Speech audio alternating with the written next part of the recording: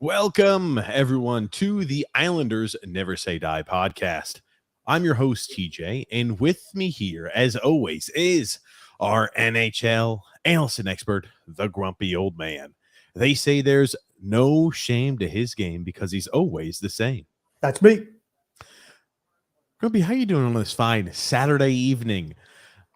Okay, doing all right. How about you? We're doing a live stream. Well, I'm happy, Grump. We're doing a live stream of the Islanders against the Washington Capitals here.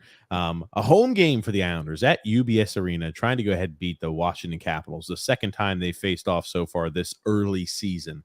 So for today's episode, we're going to be doing that live stream. But if you're new to the channel, this is a twice a week All Islanders podcast that takes place every single Wednesday at 8 p.m. Eastern Standard Time and every single Saturday at 8 p.m. Eastern Standard Time. You'll notice that, hey, sometimes if there's a game going on, we get on a little earlier.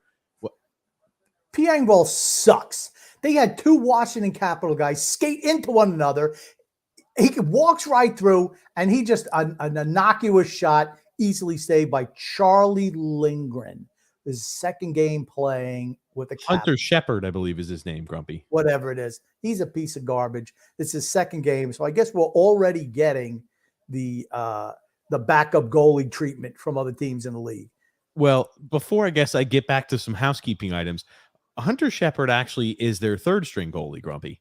He's been called up. They have a few injuries there to the net position. So the Washington Capitals are on the second game of a back-to-back scenario with their third string goalie in that.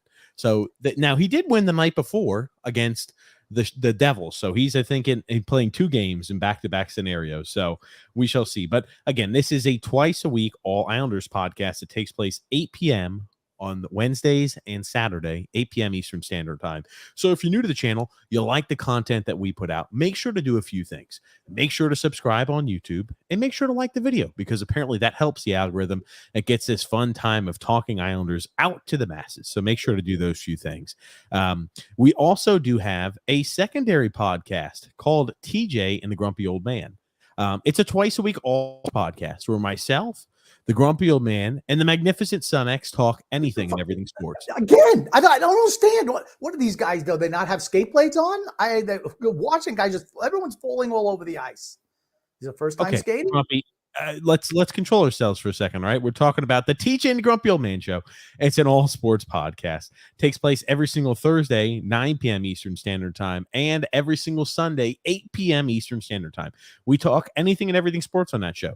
We talk football, we talk hockey, we talk soccer, we talk And we talk college athletics, we talk basketball, we talk baseball, we talk anything and everything sports on that show. So make sure to give that a check out tomorrow, 8 p.m. Eastern Standard Time, called TJ and the Grumpy Old Man. You can find it in the link in the description below or as a featured page here on our YouTube channel. You scroll down, and you say, oh, look, here is TJ and the Grumpy Old Man. So make sure to give that podcast a little listen. Now, Grumpy, you're saying Washington looks like they're struggling a little bit early on. Just keep falling down, running into one another, falling down. What the heck's going on? Guy goes to pick up puck behind the net. He falls down, crashes into the boards. It's like, come on. What are these mites skating out here? Terrible. Varley is in net, giving Hunter Shepard. Hunter Shepard played last night. He gave up 4 goals in their win against the Devils, and he has an .818 save percentage. This is his second career NHL game. This should have Islanders win written all over it. I'd be concerned if the Islanders lose on home ice to a Washington team that is playing the second half of a back-to-back scenario against their third string goalie. I would be shocked if the Islanders lose this game tonight. This is not a game. It would be distressing if they lost tonight. Yes. So after tonight, 7 of their next 9 games are on the road. Yep. We've already seen that the Islanders can't seem to be the team that made the playoffs last year or has a winning record. So I think it's imperative that we come out and win today. Yeah. And that was something we had talked about on Wednesday's show, was we're struggling to beat teams that made the postseason last year. Just can't find a way to beat them. We Thursday played the Boston Bruins. I'm sure it's a shock to no one. We lost to the Boston Bruins in regulation. So far we've played 5 teams that made the postseason last year, albeit it is not a complete barometer. Just because you make the postseason last year doesn't mean you make the postseason this year. But 5 teams that we played that made the postseason last year, we have lost every 5 of those games. We are 0-3-2 against those 5 teams that made the postseason last year. Also, I just want to mention that I'm glad that Oliver Wahlstrom got an extended 1-game look with the first line. And now that piece of living fucking shit, Simon Holmstrom, is back on the first line. He fucking blows and sucks. You know what? Cut his ass, because I don't want to see him somehow find his way to that first line again. He scores a goal. He scores a goal the other night. Oh, he's good enough for the first line. That kid fucking sucks. He sucks. I don't even want to see him on the team anymore. He sucks. He's not that bad. He's a piece of shit. He's a good piece of useless shit. He's a bottom pair guy, but they want to jam him up there, jam him up our ass because he's lose-only draft pick. Let's make sure he's on the first line. He sucks. I hate that kid. He's a third liner. I don't get the first line again. He's back on the first line. That was something I was going to bring up to you. I'm happy that you saw that already, though, because Simon Holmstrom scores a little shorthanded again, a 2-on-1 opportunity to where they don't cover anybody.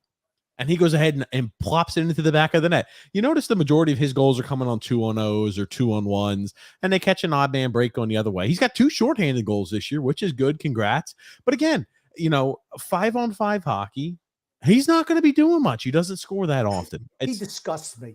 I said the other day I was happy because he was playing on third line. I said, anytime he's on the first line, I'm going to rip him to shreds. Because he sucks. He is not a first line player. He's not a second line player. He's barely a third line player. He's a third liner. He's a good third liner. He sucks. Pierre Engvall's back. Boy, one game benching. What about average? 2 points in what? How many games? That's the point that I want to bring up. Average Anders Lee is on the first line still.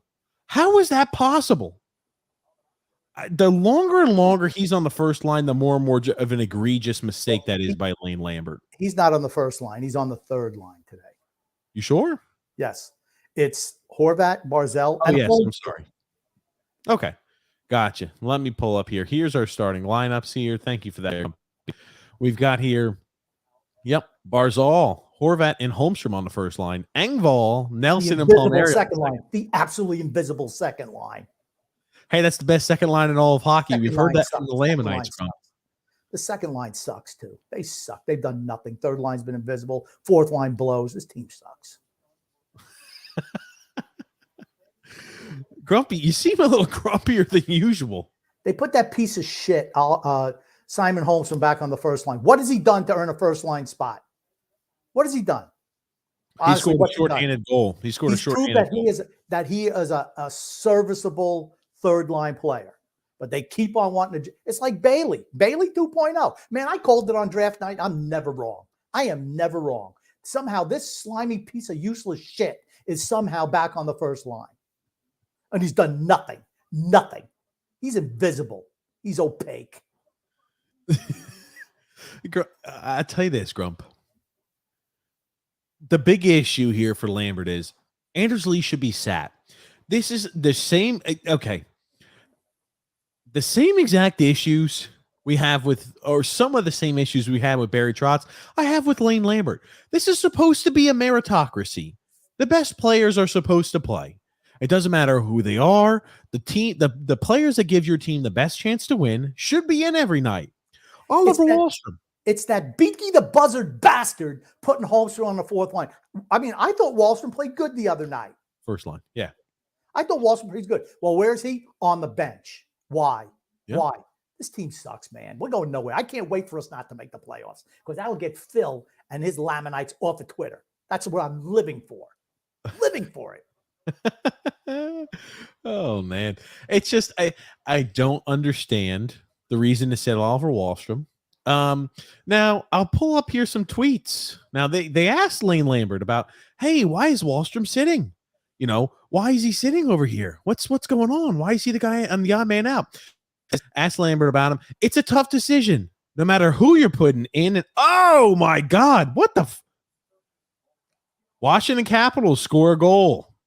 Capitals up 1-0 on the Islanders. Alexander Ovechkin pots one into the back of the net. Good. I hope they beat them 50-0 tonight, just to show what a blunder putting that useless Pierre Engvall back in the lineup and putting that absolute crime against humanity, Simon Holmstrom on the first line, and then playing average Anders. What a disaster. Those are the three worst guys in the freaking team. Hey, nice one, Varley. That's a weak fucking goal by Varley. I wonder where the Islanders community who rips Sorokin's going to be on that one. That's fucking low glove side, just misses the fucking puck. That's one he should save. This is a game we should win.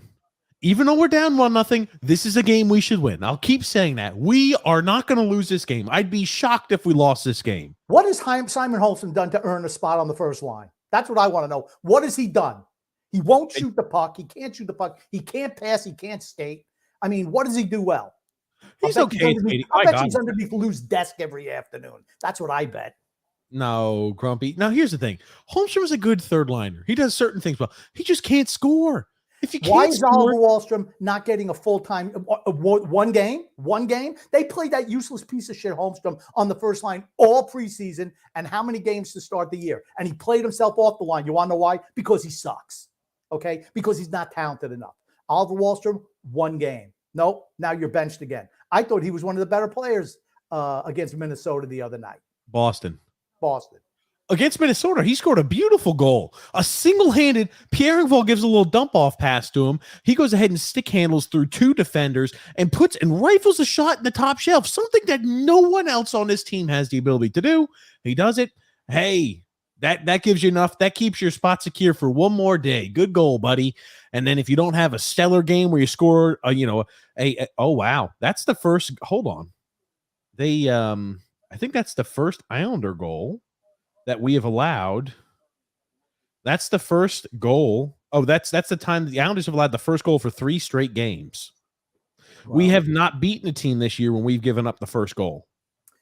I just want to know why they went into the men's bathroom and into stall 3 to put Pierre Engvall back in the lineup. That's what I want to know. That's softy.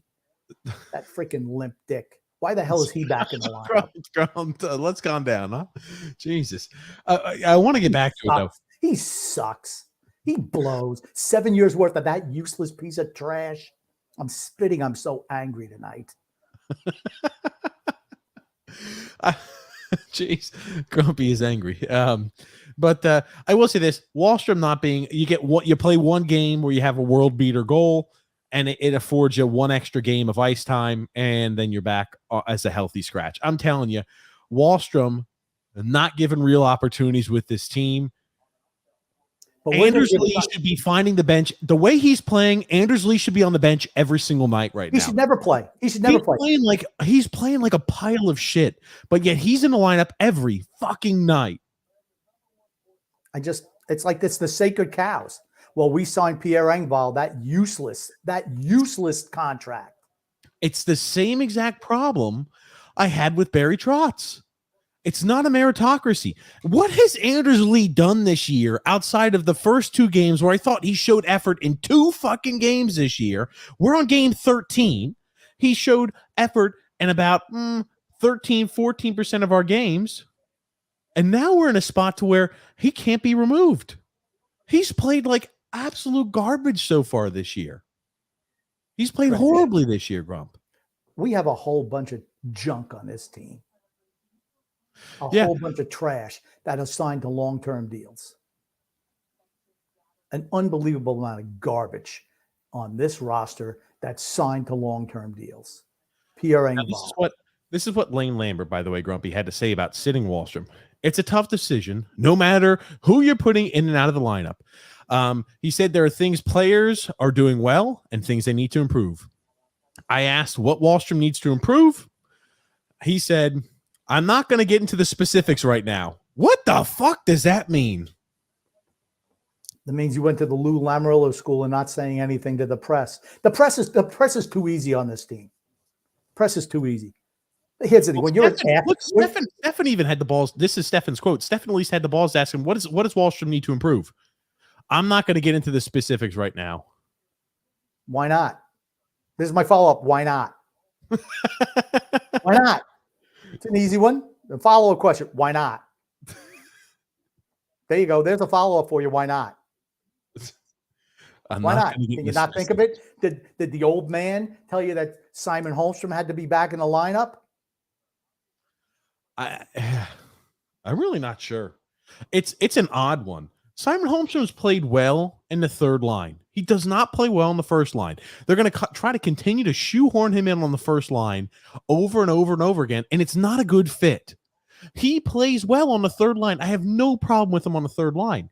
But then you say, hey, let's put him on the first line. Let's go ahead and give him more minutes. Let's give him more opportunities for a guy who can't fucking finish. I just don't get it. It's like Josh Bailey all those years. It's exactly what it's like. Exactly. No matter where he started, he winds up somehow being on the first line because they got to spread the suck around. And Simon Holm, S for Simon, S for suck. Oh, S for Simon, S for suck. Remember, good Simon says it's Simon sucks on this team. Man, I'll tell you, it is. I'm shocked that we came out. When was the last time the second line did anything? When was the last time the second line, did anything? It's been weeks. It's been a while. It's been a while. Maybe the bloom is off that rose. They were good for 15 games at the end of the regular season playing shitty teams, and they were okay against Carolina. Yeah. Oh, that's right. The one where we got beaten 6 games by a team that was decimated by injury and a backup goalie. Yeah, that one. Yeah, how'd that work out for you? This is not the California Golden Seals. We're not the California Golden Seals here. Oh, I thought that should be a penalty. Did we not? Was that not a trip? Was Paul? I thought it was interference by somebody. It was.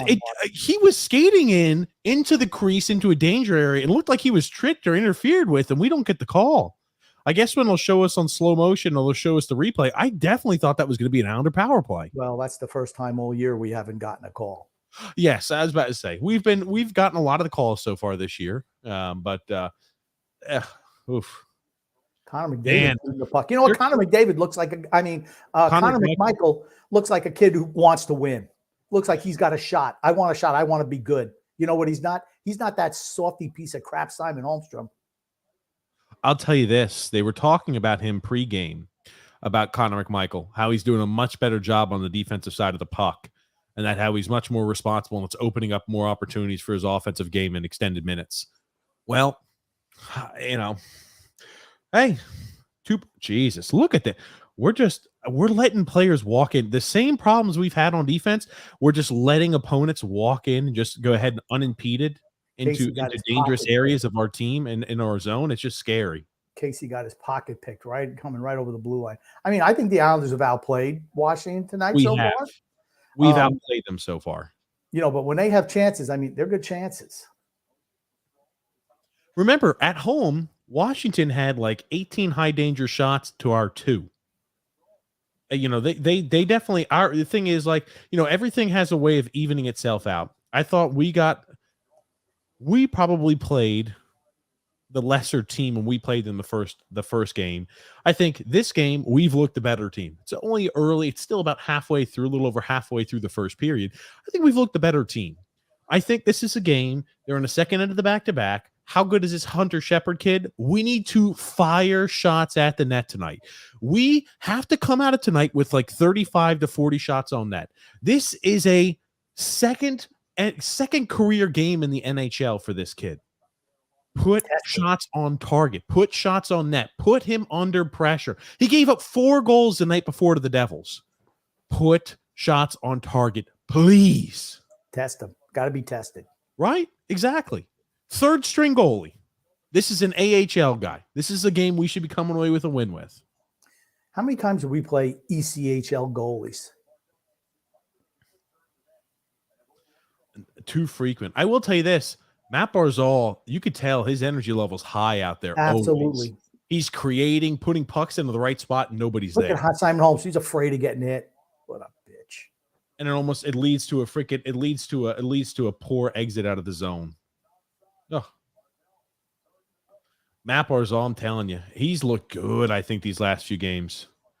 Dobson throwing the puck on net, putting it into dirty areas. You look at the Islanders, like the only way we can get a goal is have a bunch of guys crash in the net, flip a puck towards the net, hope for a rebound, and get a lucky chip back in. That's what happens when you're a bad offensive team.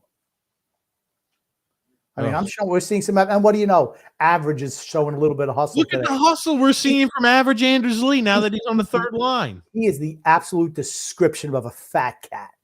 The absolute, just, I've earned it. I deserve this. And if he gets demoted, okay, now I'll play hard.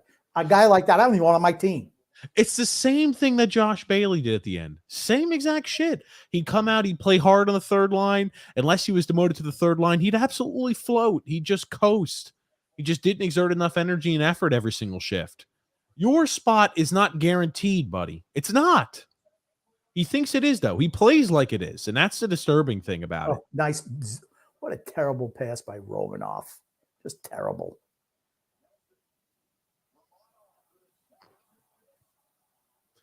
Come on. I'm telling you, the Islanders are starting to get things in scramble mode in the Washington zone. This usually leads to a goal. I think if they just put a shot on net, we're going to score, honestly. Yep. This guy's in, oh, my God. Oh, in tight. Holy shit. Who is it who, I mean, Shepard came up with a pretty big save. Who was that who missed it down low?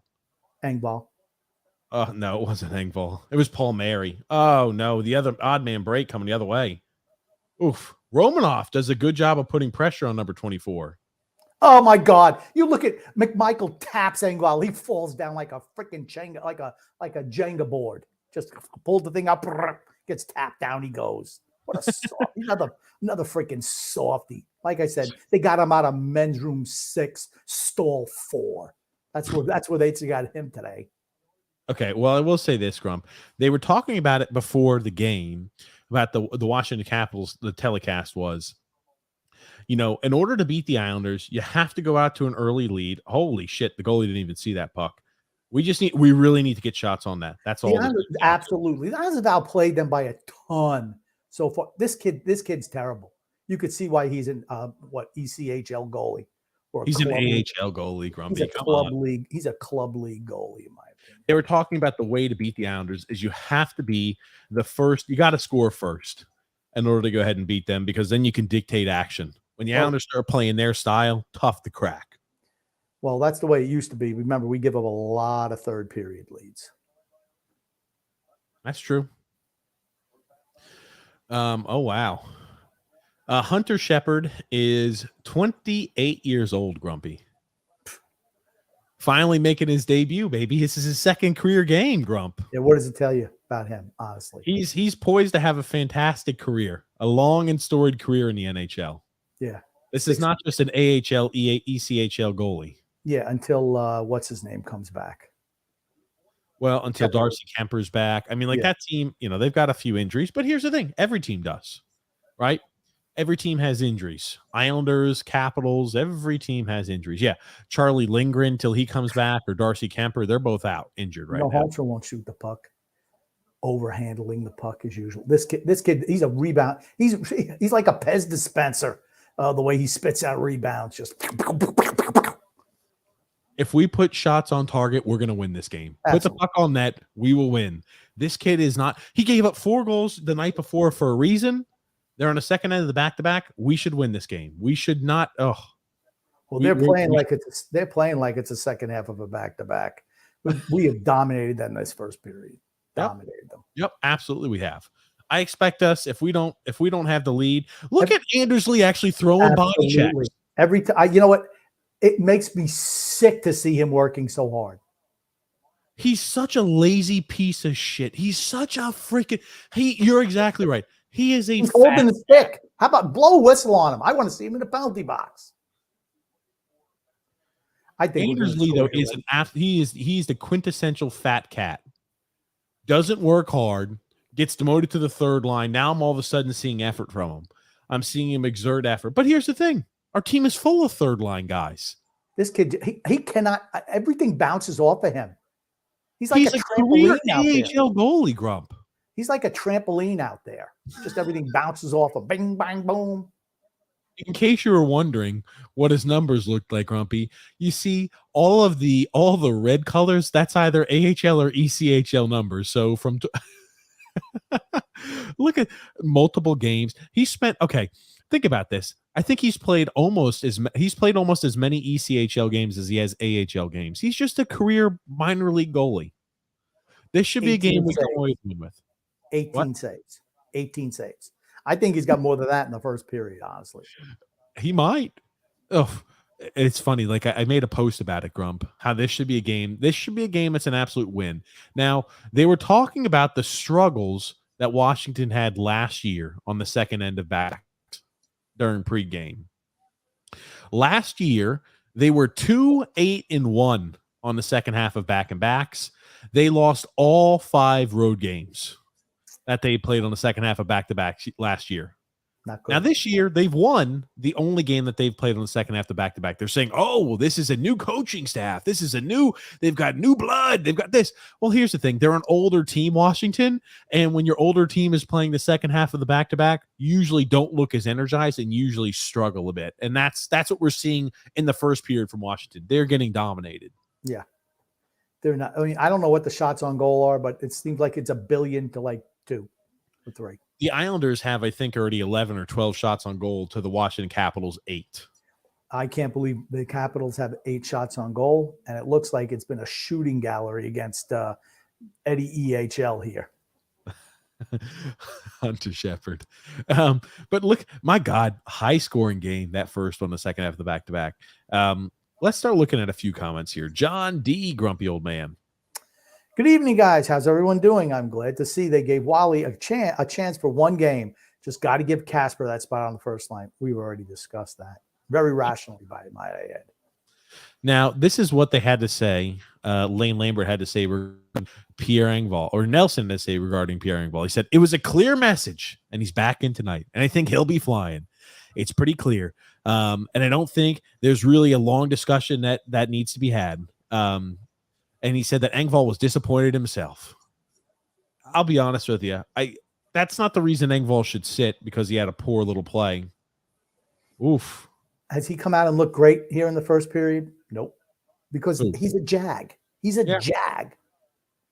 Off. He's a jag. Oh, my gosh.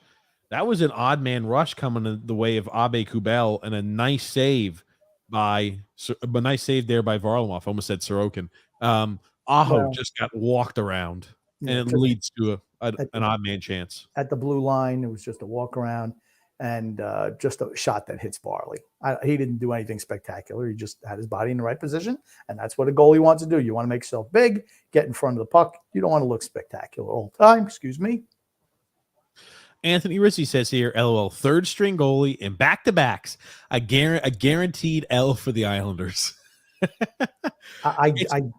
This would be another really bad loss. If they lost today, that means the Islanders are 500 hockey through 13 games. No. Okay. I keep saying this. When you lose in overtime, that's just a loss. I don't count that as a win or a nothing count. It's a loss. Okay. 13 points in 13 games is 500. It's as 500 as you can get.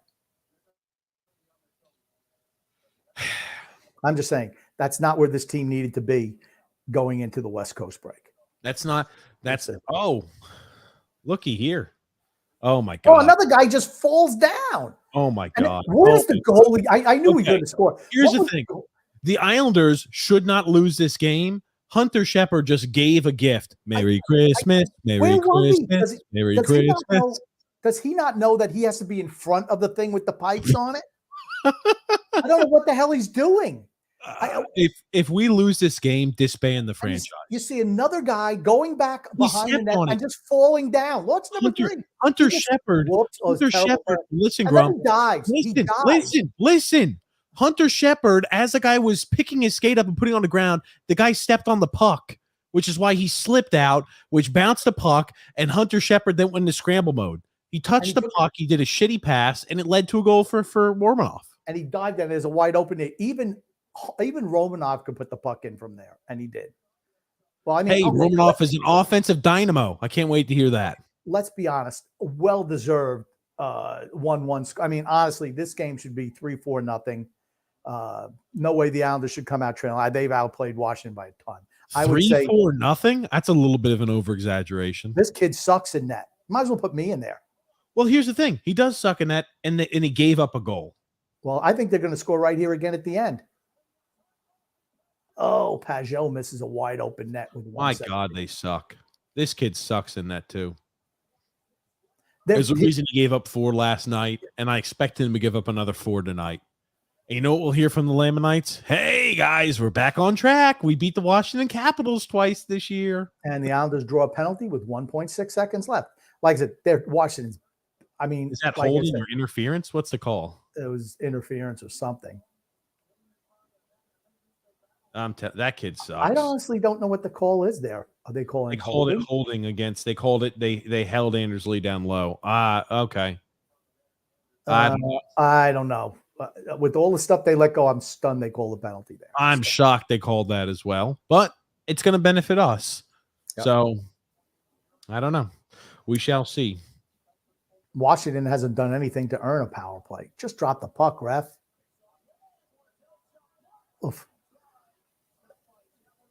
I mean, anyway, let's get back to some more comments here. I cannot see us losing this game. 1-1 after 1. Anthony Rizzi said, yep, third string. Here we go. What's up, Matthew S? He says, good evening, gents. Dan L, how are you doing? Dan and the family. Jack W, he says, big hello from England, chaps. What's up, Jack? How are you, man? Oh, I got to not forget. I'm not going to forget, Jack. We're going to have to get. Yeah, you say that every time and you forget every time. I'm not going to forget this time. He will forget. JP Grumpy.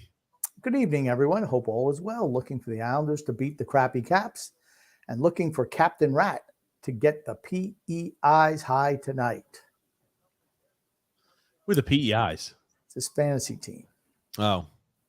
Charles Dittmer says it seems that Lou made all these long-term contracts with no trade clauses so that no GM with any brains would want to be general manager of the Islanders, setting up Fredo to take over. Dude, that is you talk about a weird take. Woo, man, I'm sure you can connect some of that. They have given out a lot of crazy, shitty long-term contracts. And when those contracts are towards the tail end, 3-4 years remaining, when you've got guys who are in their mid to late 30s on still 3 or 4 year deals. So it's not like you could just go ahead and cut everybody and say, hey, we're just blowing everything up. That is an interesting take. What general manager in the right mind would say, let me sign up for that? No one. Maybe like, Fredo Lamoriello, Mike Grumpy. Somebody off the street. Hey, yeah, it'll be fun. Sure. Dan L once again says absolutely right about Holmstrom. He's a third liner at best. It's sick to watch him on the first line. Drew says it's a crime that Wallstrom got benched. Fire Lane. Fire Lou, too. Get rid of both of them. JP Grump. Got to be honest. When I see Wallstrom logging minutes on the first line and they avoid putting Wallstrom there, I really think that they are tanking the damn season if I didn't know any better. I don't think they're tanking the season. I think they want to force Holmstrom into that first line spot the worst way possible. I think Lou is jealous that they could never beat the Islanders, and he's trying to disband the franchise with his moves. No, in all seriousness, no, Grumpy. What do you think that is? Why they keep trying to force Holmstrom into the first line? Because he's Lou Lamoriello's only draft pick that's made the team. The only one. The only one. The only draft pick. He's been there 6 years. The only draft pick that's made the team. Remember, Wahlstrom and Dobson do not count. That's before he was here. I want to pull up here. I'm going to pull up the Alexander Romanov goal so that everybody could see. This kid, his rebounds is like they're made of damn rubber. Everything bounces off him. He's terrible. He's terrible. Oh God, here it is. Don't worry. Alrighty, I'll have it pulled up here in a second for you. This is Romanov, his first goal of the season by the bye, Grumpy. Again, a fluky goal, nonetheless, is probably the way I can put it. Remember, again, now this is not Washington's everyday goalie, but they have to roll out guys like this when injuries come up. Their defense has been terrible today, too. They're all falling down all over the place. If the Islanders had to roll a goalie out like this guy, we would be losing every game 7 or 8-0. Yes. That's how bad he is. Now, let me remove so we could see the full thing in its entirety and all of its beauty. We'll be able to remove it. It's a really poor play by the kid. I'll remove this here. We'll put it in slow-mo for us too, Grump. Or maybe he just hit his skate. Yeah, and he just lost an edge again. And what the hell is he doing? Where is he standing? Like, what is he doing? Where is the goalie? Like he's lunging. He thinks he's a fenceman too. I mean, watch this. Oh my God! Watch. He comes across. Bo Horvat with an amazing assist, baby. Bo Horvat dives for some reason, and it's like, there it is. I mean, Jesus, dude, just stay in front of the net. Hey, that's a +1 for Simon Holmstrom, baby. Holmstrom +1 tonight, Grumpy. Yeah, he just happened to be on the ice. He had nothing to do with the play as usual. Nothing. Look at Romanov. Absolutely nothing to do. Absolutely nothing to do with the play. Nothing. Oh, there he is. There he is at the top. I mean, there Barzell draws 2 guys. The goalie 2. That's 3 guys. And there's Romanov. And there's Simon Holmstrom going, hey, I got a +1. Look at me. Oh my God! Because I couldn't get off the ice. It would have been worse if it didn't go into the net. Like this is. Well, here's the thing: if Holmstrom was taking the shot, it wouldn't have gone on net. You think he would have missed the net from there? He would have passed out. He would have done his Bailey impersonation. Oh man! All righty, Drew hell, Grumpy. Not even Anders Lee. Sit old as dirt. Clutterbuck or Martin. Put Fashing on the 4th line and keep Lee on the 3rd. The fact that they cannot find an everyday spot for Oliver Wahlstrom, a young, talented kid who puts the puck in the back of the net, but they find everyday spots and starts for Matt Martin, who is averaging like 7 minutes a night, that's a problem. Matt Martin played 5 minutes 2 nights ago. How many minutes did he play against Boston? I'm interested. I don't know. I don't know. I have to say I do not know. It's just, I don't know. It leaves me scratching my head as to why is he out there every single night? Matt Martin. This is a guy that we can't afford to sit. Can't sit guys like Anders Lee. Can't sit guys like Matt Martin for all. Matt Martin, 10 minutes of ice time against Boston.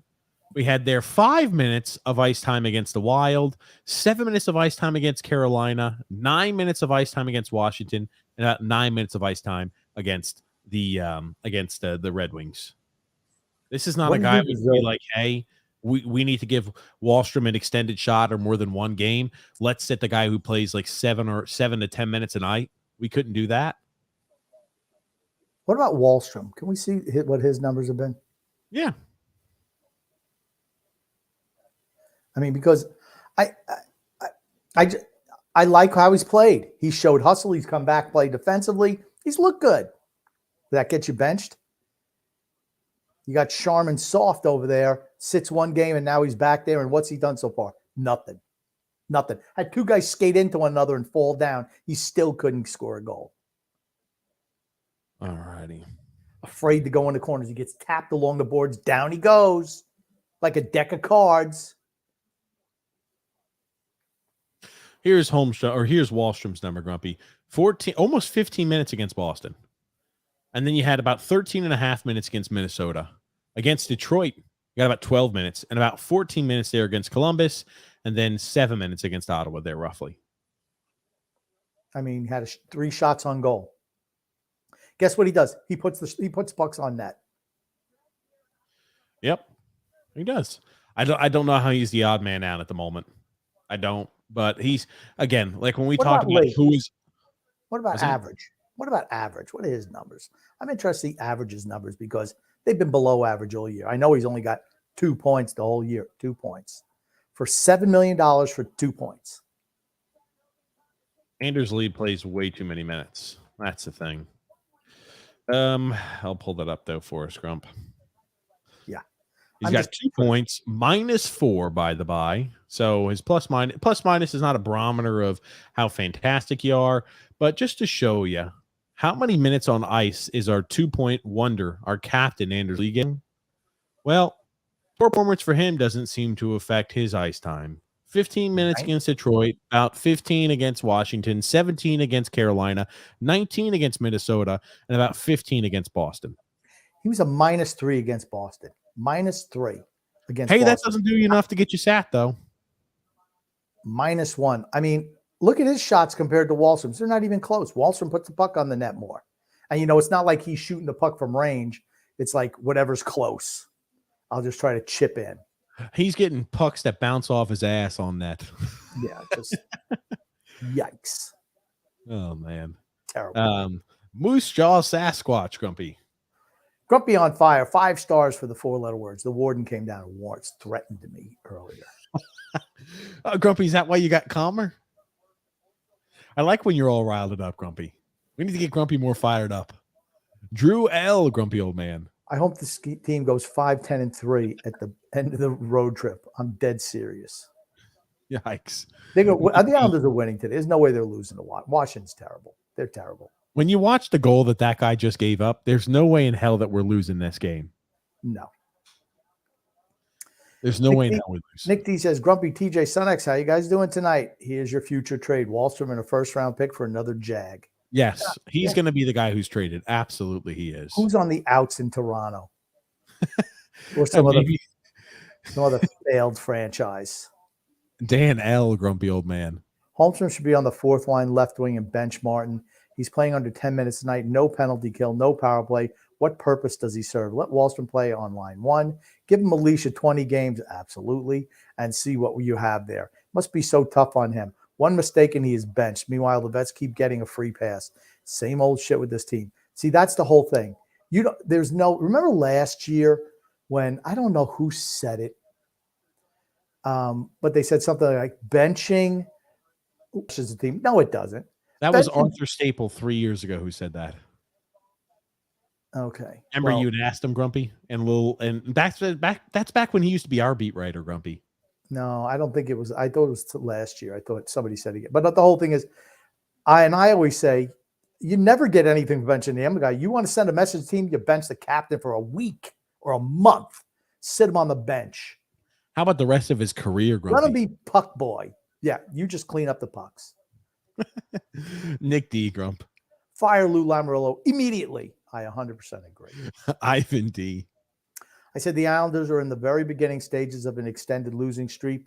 I hope I'm wrong, but I don't think so. We would have to, in order for us to lose tonight, it had to be an act of, and it had to be like an act of God to prevent us from winning this game. This kid in net, I won't call him a kid. He's 28 years old. This man in net is so bad. Terrible. I would be shocked if we lost tonight. Absolutely shocked. Terrible. We're playing third string goalies right now and a team on the second half of a back-to-back. The kid or the guy, the adult, the man, he went ahead and went floundering out of the net and led to a wide open, unimpeded shot here for Romanov just to put one in like a practice warm-up shot with no goalie in net. It's like he was shooting in his basement with no goalie. It's like they're shooting pucks in warm-up, Grump, when there's no goalie in it. That's exactly what it was like. Yep. Dan L here, Grumpy. And Lambert goes to the blender way too often as well. Yes, he does. Yep. That's one of my criticisms of him. I think it's an apt criticism that he mixes shit up too much. The old coach never mixed anything up. This guy, hey, I don't like the way you looked one shift. Well, we're mixing up the lines. Charles Dittmer. Turned off the sound to this game to listen to you guys instead. That's smart, Charles. Well, thank you so much, Charles. Thank you. Yeah. Drew L. Grumpy. Well, it looks like this is the first sold out night at USB Arena. I guess Lou paid his actors tonight. Interesting. Oh, man. Ivan D. Grumpy. I live an hour and a half from Edmonton, and they play on Monday. Edmonton will probably win. I've hated Edmonton since 1981.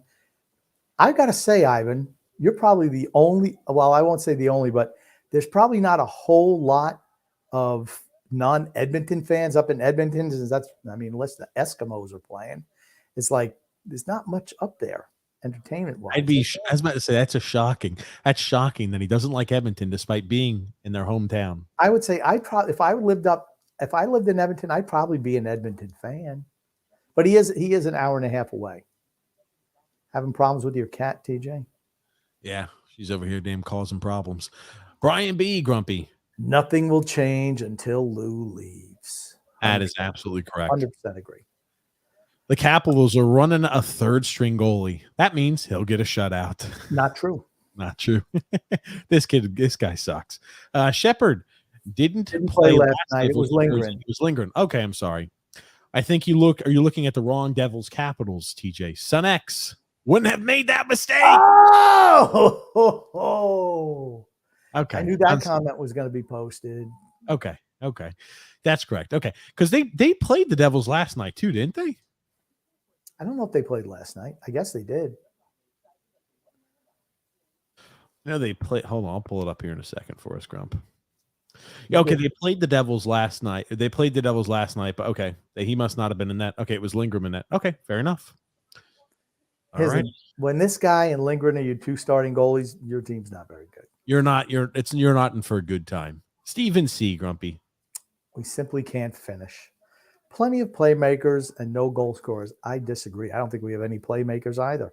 The only finisher we have doesn't get in the lineup. Andrew L. Romanov, yeah. Let's get TJ just as pissed as Grumpy tonight. I don't even look at that really as a goal for him. He scored, but I'm like, shit. At the end of the year, when it says one goal on the season, you'll know when it was. It doesn't impact my thought of him at all, though. It was just a goal that he threw on an empty target, and it went in the net. So good for him. Romanov with the goal. Rick Roma, Grump. How's it going to win enough games to make Lou believe he should trade another first-round pick at the deadline for a cup run? Grumpy will be in rare form when that trade happens. You're not kidding. I've had enough of him. And that's being generous, saying that I've had enough of him. I wonder if it's just at that point where we're defeated. It's like Napoleon, where it's like it is what is. Just going nowhere. We're going nowhere as an organization right now. Just aren't. Sorry. Just not. Till you get rid of the old man and start culling the deadwood from this team, this is what you're going to get. A team that can beat bad teams and gets beat by every single team with a winning record or plays in the playoffs. Everyone. They're not good enough. I bet they're going to go, how many times have they played teams on the road, playoff teams? I don't know. Let's say it's 30 games. What are we going to be? 27-3? I don't know what will be. Because we ain't beating any good team. No good team. We don't. The only team that made the postseason we might beat is Edmonton because they're fucking woeful this season. So this is the perfect time to play Edmonton. That may be our first win against the postseason team is against Edmonton. Dylan Erickson says, "Who is the Kirk Cousins of hockey?"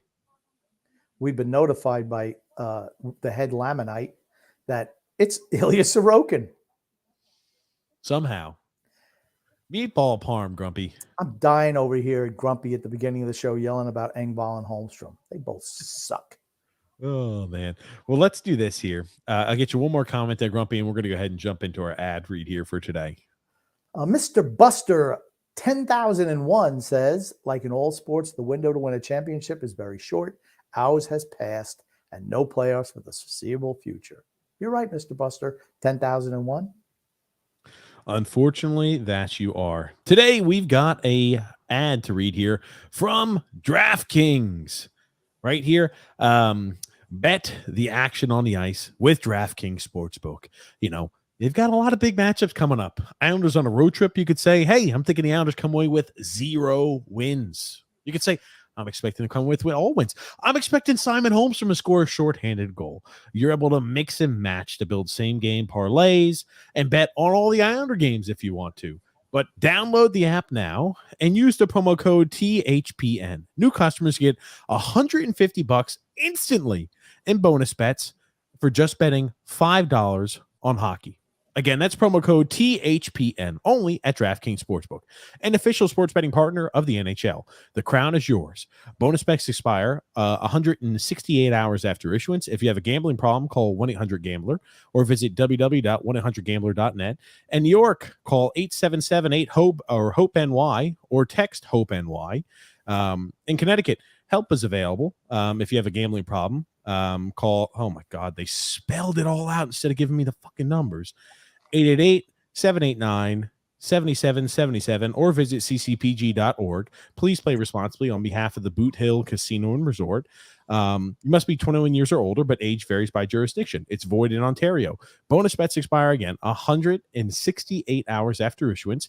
See dkng.com/hockey for eligibility, deposits, and restrictions, terms, and responsible gambling resources. The NHL and the NHL Shield are registered trademarks of the NHL. Copyright NHL. Okay. We've got that, and we've got one more ad, Grumpy, to read from your favorite Grump, your favorite Raycon, grumpy old man. Just to let you know, second period is underway. Islanders on a power play. Yes. Hopefully, by the time period this ends, we'll have a power play goal. But I know season's greetings. Raycon wants to wish season greetings to all of the Islanders Never Say Die podcast listeners and community of fans of the Islanders Never Say Die podcast. And it may be too early to start decorating for the holidays, but it's never too early to start your holiday shopping. And why not take care of it now before the crowds and pack calendars and make shopping a total nightmare, especially when you have some of the best deals before the season and even before Black Friday. You can shop Raycon products right now and save 50% off because of their early Black Friday sale that's going on right now. You've heard me talk about Raycon's products here before, like the headphones that have the 3 functionality, the taps. You can go ahead and tap it for different custom or functionality on the earbuds. It's got the noise canceling. It fits like a glove. All the great things we talked about their headphones before. But Raycon first made their name in the audio space with products, again, like those everyday earbuds that are known for delivering high quality and thoughtful features, like 32-hour battery life and a perfect in-ear fit for all-day wear and lasting comfort. And in the last year, they expanded the entire business with the introduction of Raycon Home and Raycon Power. They have 5-star rated Magic 180 cable that allows you to charge iOS, micro USB, and Type-C devices 8 times faster with 100-watt power delivery. And Raycon is known for delivering high quality and thoughtful features at half the price of other premium audio brands. It's no wonder that their products have racked up tens of thousands of 5-star reviews. To get everybody in the holiday shopping spirit a bit early, Raycon is currently offering 20% off everything on their site, with select products with 50% off. So beat the crowds and save now. Trust me, you don't want to miss out on Raycon's early Black Friday sale. Hurry up now to buy buyraycon.com/THPN to get 20% to 50% off site-wide. Again, that's buyraycon.com/THPN to score up to 50% off Raycon products. Buyraycon.com/THPN. Islanders did not score on the power play. Anders Lee showed some real hustle coming back. Like I said, the fact that he's showing out and playing hard, man, that looks like it could have been. Oh, my God. That was Engvall who did that, right? Well, yeah. Well, here's the thing. He's certainly Romanov. It wasn't Engvall. I don't know who it was. It must be Romanov because guess what? That's the type of thing he does. Yeah, I thought that was a borderline. It was Romanov. I'm sorry. It was Romanov. It was Romanov. I'm shocked. Nice feed there by Holmstrom. Bo Horvat unable to close and seal the He deal. also missed a primo scoring opportunity on in the power play where he just shanked the shot. You're talking about Bo Horvat did? Yes. The thing was distressing me is just seeing how much effort and hustle that Anders Lee had on that second power play unit when he was out there. It's like when I see him hustle on the third line, it just makes me angry now. I told you the first 2 games of the year, I thought he played well playing on the third line because he was actually hustling. He goes in the first line, he goes back to his typical lazy ass habits, and he gets put there on the third line again. He's trying hard. And that guy can't be the fucking captain of your team. Yes. Honestly, just watching this game, there is absolutely no way the Islanders should lose to Washington. They're coming out and playing the second period just like they played the first period. It's been total domination. Total domination. We've looked the better team in both periods. And Alexander Ovechkin is cashed. He's done. You think so? Yes, I do. They will keep him around. He can still shoot the puck, but they will keep him around until he gets that goal record. This kid, I don't even know what he's doing. It's like he's ducking when the shots are coming at him. The Hunter Shepherd kid, right? Yeah, he's terrible. Let me ask you this. We talk about a guy being cashed. Is he more cashed than Jaromir Jagr at the end of his career? Jeez, I can't remember back that far. Remember, Jaromir Jagr could never skate, but he always, he was still sneaky good out there on the ice. He's not good. This kid, he's obviously a practice goalie. Aho winds up mishandling the puck. Oh. The whole game has been in Washington's end. The whole game. Matty B driving in. He doesn't know the goalie doesn't know what the hell's going on. He doesn't know what's going on. If the Capitals were playing a good offensive team, this might be 15-1 already. That's, I think, the first save that Varley's had to make tonight. We are out shooting the Capitals 19-8 so far into the game. We're dominating them. Get the puck on that. We will win this game. Yes. Rick Rock, Grumpy. Islanders played an Islanders hockey period. I hope they can sustain it. Quick observation. Lee must go from New York Islander to Robidoux Islander. Do it, Lou. It would be nice. I tell you, to think that this guy's the captain. This should be eye-opening to the fans, to the organization. Hey, anytime this guy's on the first line, I see him just being lazy as a motherfucker out there. Honestly, Bolduc just walked in. I mean, right? And Bolduc's not a very talented he's not a very talented offensive defenseman either. He picked the puck up behind his net and just skated right to the net. No one impeded him. Yep. No one. Washington is no threat at all. None. In the first period, they showed the defenseman numbers. Number one was Scott Mayfield, 7 minutes, 46 seconds. Noah Dotson was number 3. Number 2 because he's paired up with Sebastian Aho. They don't play Aho. Like, they're going to play Pelech because Pelech is still out with injury, by the way, still dealing with that injury. Aho was the bottom at 5 minutes and 12 seconds, I believe. I mean, you would think at some point in time, Washington would do something. Washington looks like they've kind of settled down a bit. They've got some offensive zone time right now. I wonder if that barrage that barrage that we put on early into the period was because we just had a power play and we kind of got them hemmed up in their own zone without stopping. I don't know. I don't think so. Okay. The second line pinned in their own zone deep. Make a pass. Odd man rush going the other way. Holy shit, that's not offsides. Well, it doesn't matter. Like I said, this kid doesn't stop. He doesn't catch anything. It's like if it crash the net. Create chaos. Yeah, this kid sucks. I mean, look at the rebounds he spits out.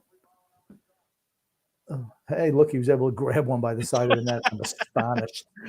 I'm astonished, honestly. It's one that's just kind of dribbling its way to the goal mouth. He's like, let me go ahead and stop this real quick. Yeah, nightmare. Oh, He's a nightmare, that kid. The kid's a nightmare. We are about 6.5 minutes into the second period. Islanders have dominated the second period the same fashion that they dominated the first period. It's nice to see us for once not getting outshot 2-1. It's nice to be on the other side, isn't it, Grumpy? It's good to think, oh, wow, we're out shooting opponents and we're actually dominating. It's the first time I think we've looked so dominant all season. It's a non-playoff team with the losing Except record. Arizona. Arizona, we looked dominant against them. Another team that was on the second end of the back-to-back. And against Washington, the back end of the back-to-back. We looked dominant tonight. It's a non-playoff team. That too. It's a non-playoff team. If it was a playoff team, we'd be losing. Dylan Erickson said Shepard is trying to outthrone Tristan Jarry. That's fair. God, that would be tough. I mean, he only has a few games before he'll be sent back down to the A.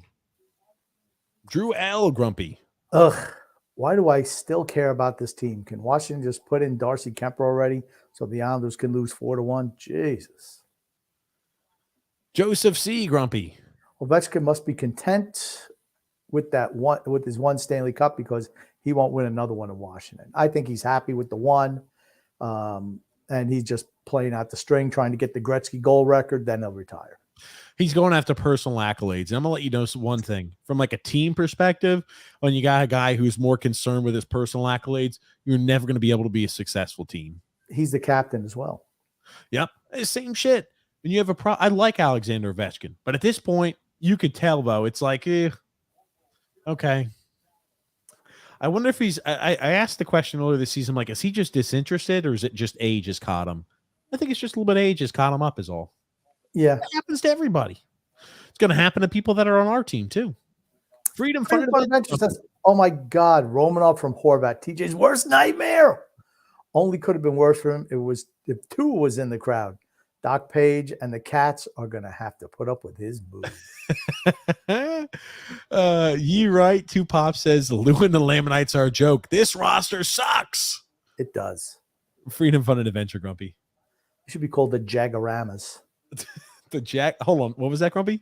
Like, remember the show? Well, you don't remember. There was a show called Wonderama. It's like, hey, the Jagaramas. Wonderama used to be with Bob McAllister as host. It was a Sunday show in early mornings, I think 10 o'clock in the morning. It was on for an hour. It was great. I watched it all the time when I was a kid. There was the first time I ever seen a music video. It was Elton John and Kiki D singing "Don't Go Breaking My Heart" whenever that came out. But the Islanders should be the Jagaramas.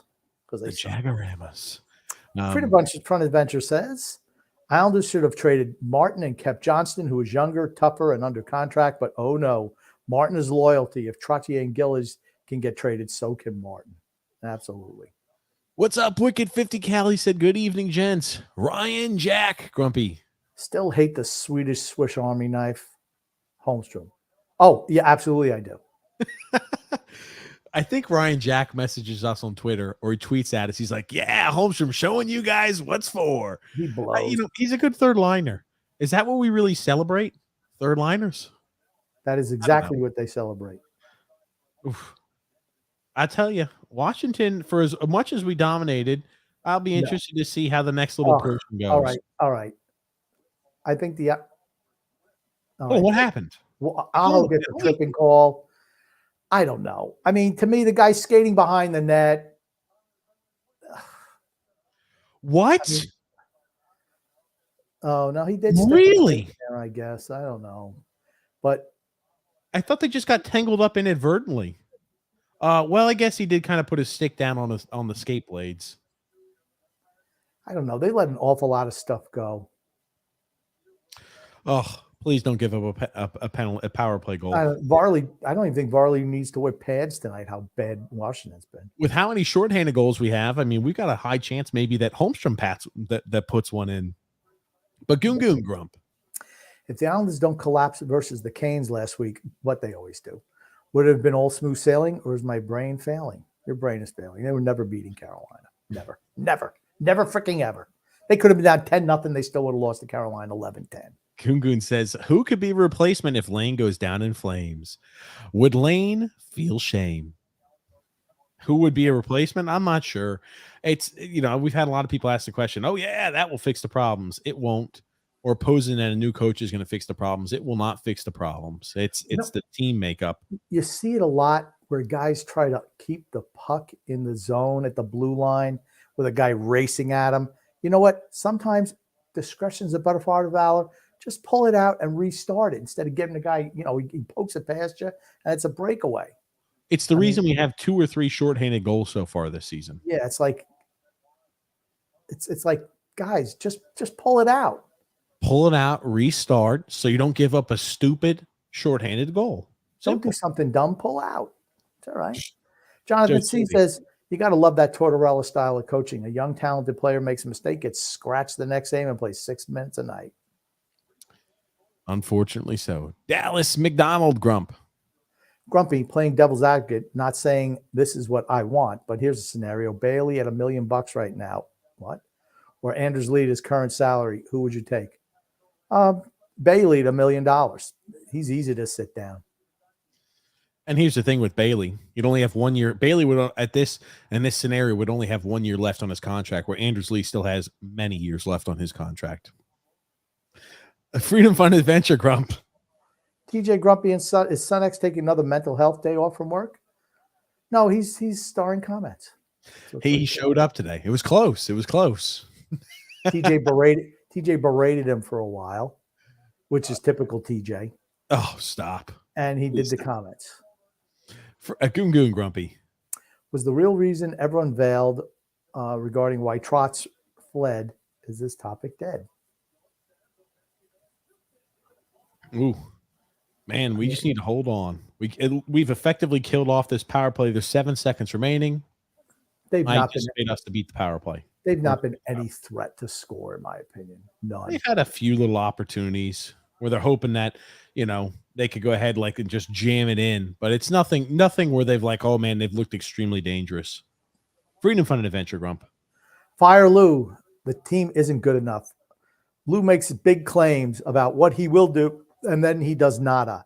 Turn into the pain. Sooner or later, sooner you build the rebuild, faster the pain ends. True. Excuse me. Absolutely.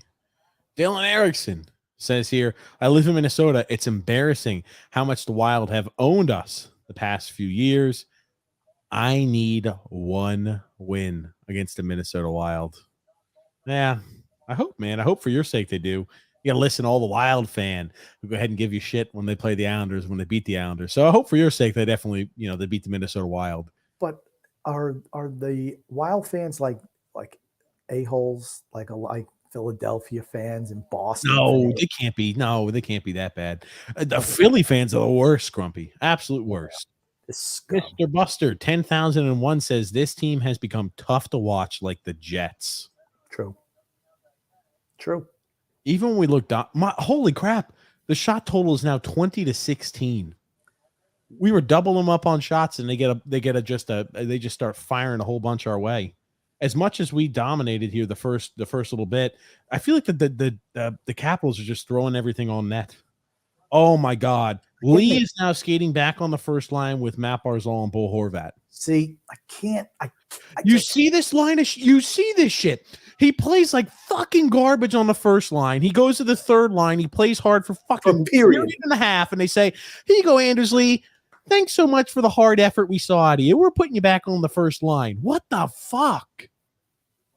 I don't understand that logic. I just don't understand it. Those are the biggest problems I have with Lane Lambert. Those type of things. Just stupid. The other guy did the same things. Now he's back to just losing puck battles behind the net. Falling down. Shit, he sucks.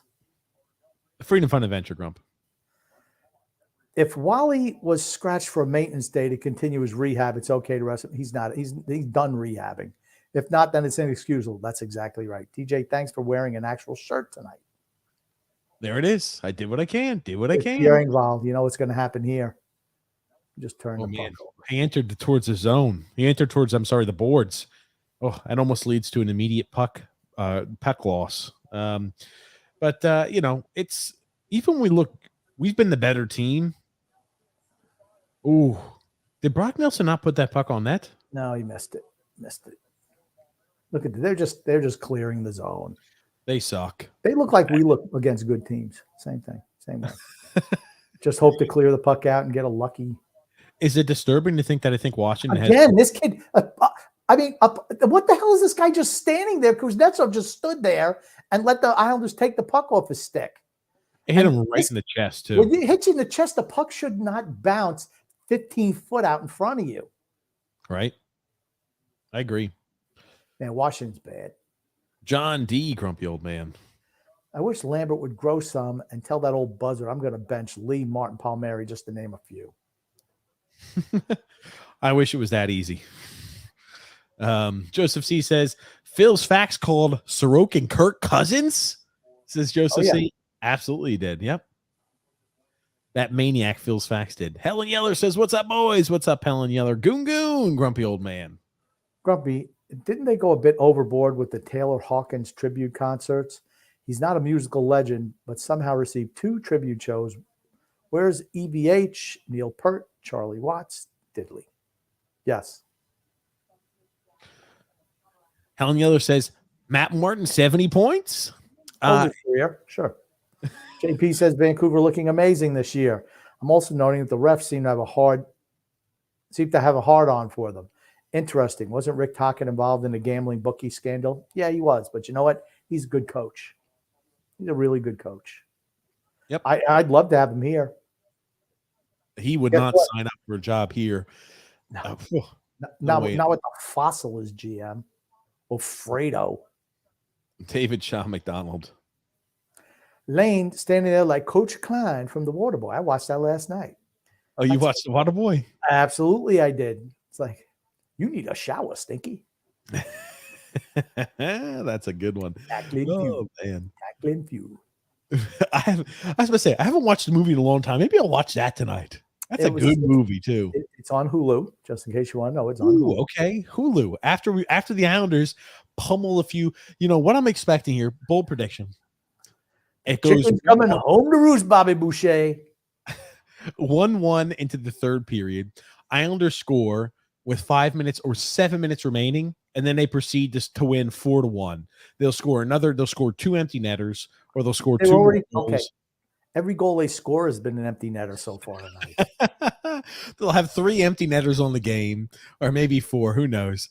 Freedom Fund Adventure says, Grumpy, is the grape drink of the gods something that is commercially available, or is it a homemade blend that you created? It's crush grape mix just in water. You do it yourself. Pour a little packet in a bottle of water. Yum, yum, eat them up. Greg Brado, Grump. Greg Brado. Grumpy, we're going to have Greg on before Thanksgiving, Grumpy. So I'm thinking, what are you shaking your head about, huh? What year? This year, Grumpy, this year. Well, we will have him on this upcoming Wednesday, Grump. Is that necessary? Yes, it's necessary to have Greg on. Don't hurt Greg's feelings. Absolutely it is. Greg Prado, though, Grumpy says, yo. A Greg Prado spotting. TJ sent you 2 clips to the Islanders Never Say Die via message on Twitter. You may be of interest tonight, or maybe not. I'll look at them here in a second, Greg. Good seeing you, man. Joseph C. Grump.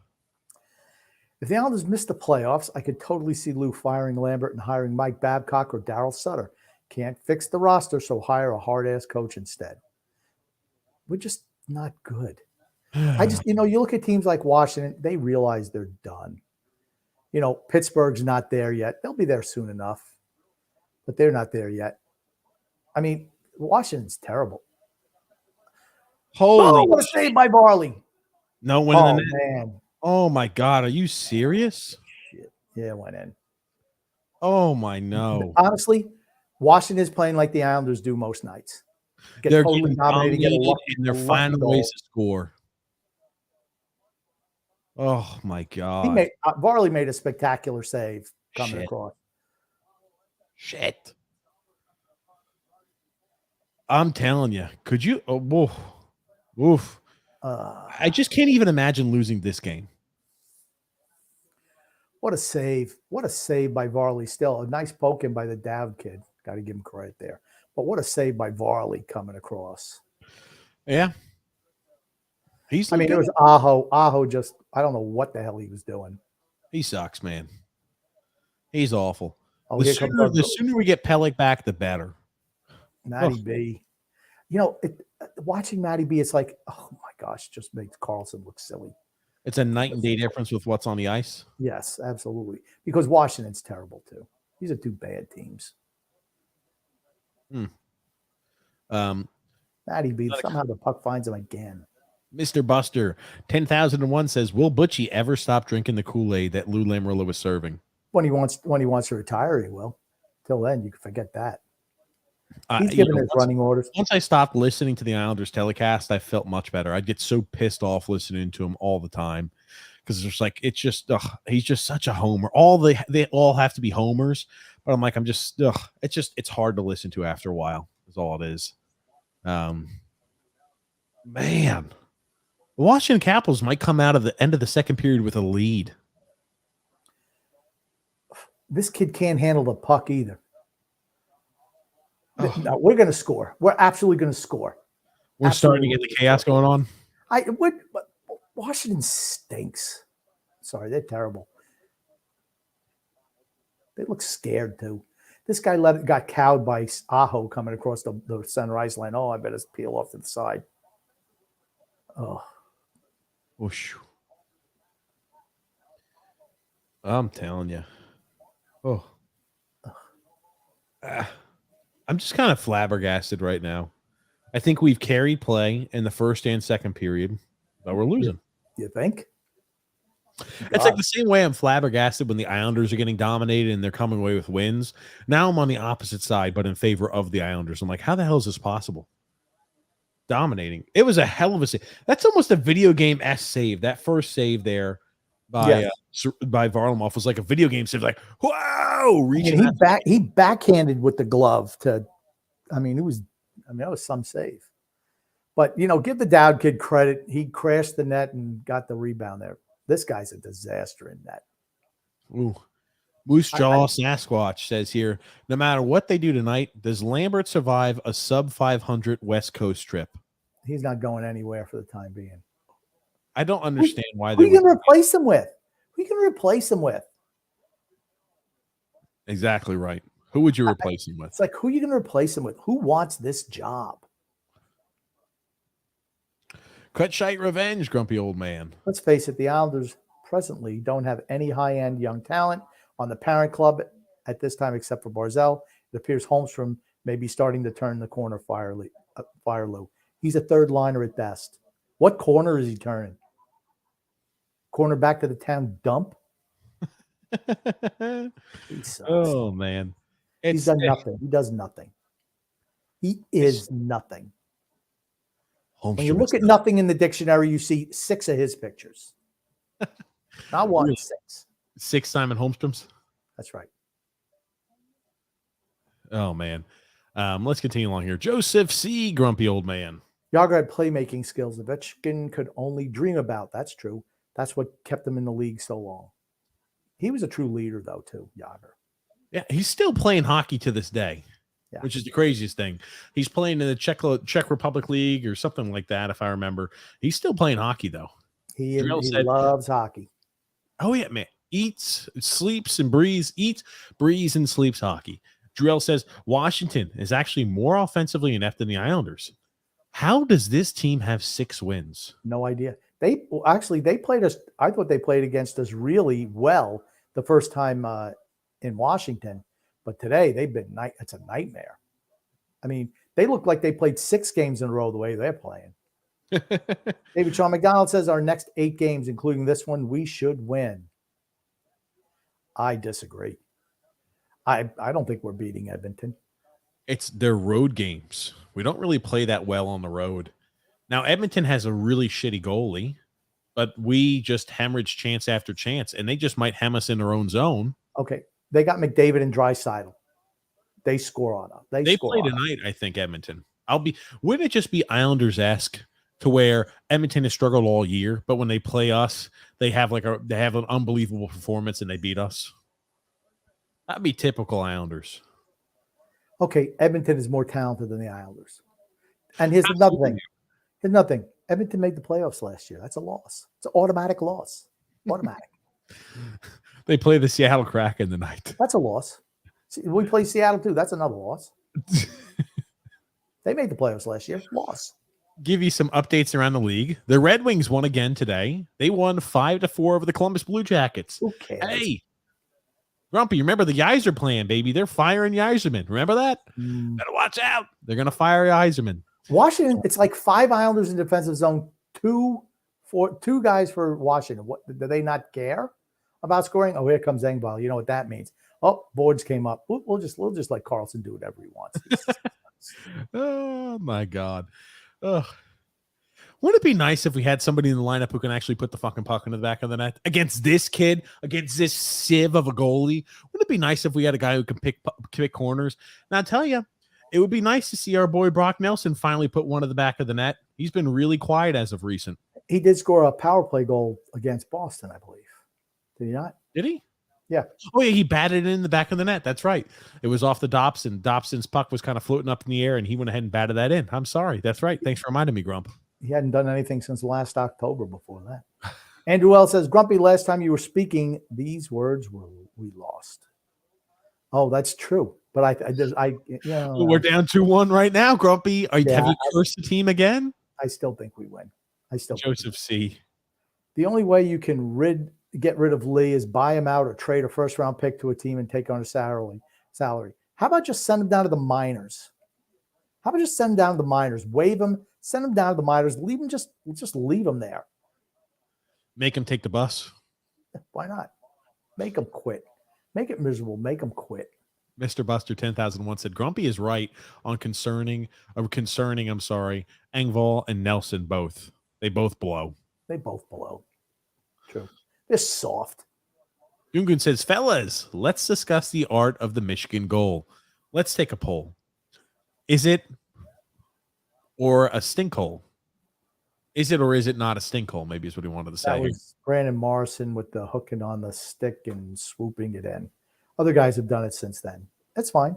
It's legal. I like it. It's a talented goal. I mean, it was the first of its kind, too, which is why it's so iconic. You know who you're never going to see do that? Anybody on the Islanders. Wallstrom could do some shit like that, and so could Matt Barzal. You know who couldn't? That's right, Pierre Engvall and Simon Holmstrom. I was waiting for you to say Simon Holmstrom. I didn't even have to ask. I knew you were going to think that. Drew L. says here, by the way, off topic from the Islanders, I don't know if you heard, Brian Cashman signed Joey Votto and Clayton Kershaw earlier today. Kill me right now. The Yankees ain't winning a World Series. Joey Votto is done. He is done. And Clayton Kershaw, okay. How many games are you going to get out of Clayton Kershaw? Not a lot. You know he's going to look at the Washington Cap. Look at the Washington break. 2-on-1 break over here. Come on. Oh, that's the only time Holmstrom scores is a wide open 2-on-1. You need to make that pass. You know what Horvat said? I'm not passing that piece of shit. I mean, he was unimpeded, wide open. I mean, the defenseman tried to go ahead and take the shooter, or he tried to go ahead and take the puck carrier when he should be covering the pass. Oh man, that looked like some interference. I'll tell you. I'll be honest with you. But here comes Casey Cizikas. Come on, Zeker. Oh, I didn't get a shot off. I did not get a shot off. Man, it's getting chaotic out here on the ice. Holy shit. Come on, Islanders. Little chaos. Fourth line out there. The formerly the best fourth line in hockey. Let's go fourth line. And Matty B's out there with them. Are they starting to double shift Matt Barzal already? They should. Are we at that point of the season? What is this guy can't skate? Big save by Varley, but is that not a cross check in front of the net? Oshie is toast too. Is that not a cross check in front of the net? That looks like offsides. Nope. Yeah, it's gonna be offsides. Yeah, okay, they got it up. All right, dude, it's offsides. Brock Nelson, you're offsides, buddy. Bastard. Oh, Nelson, another useless piece of trash. Here he comes. Come on, Islanders. Let's go. Come on. The boards are coming up. Well, we'll just turn it over. It's all right. Look at him. As soon as the boards come up, this freaking softy piece of shit just turns the puck over. I'm just going to dump it. A pile of garbage. Little Captain Chaos movement there. Oh, shit. Are you kidding me? The second line, you pile of shit. The Islanders are down 3-1 to this Washington. The Islanders are going to fucking lose today. The Islanders are going to lose to a fucking third-string goalie. Are you kidding me? And he looks like a third-string goalie. My God. The first goal was a Merry Christmas, Merry Christmas. It was a fucking Christmas gift, and we're going to lose this game. Oh. What the Where does fuck? everybody go? Still, Oh my god. Engvall. Engvall, it's your Engvall. fucking guy, you lazy sack of shit. What do we hear from Larry, the lead Lamanite, about how great defensively Pierre Engvall is? Where the fuck are you, man? He's just lazy, sticking a stick out there. Get on the fucking guy. He's gutless.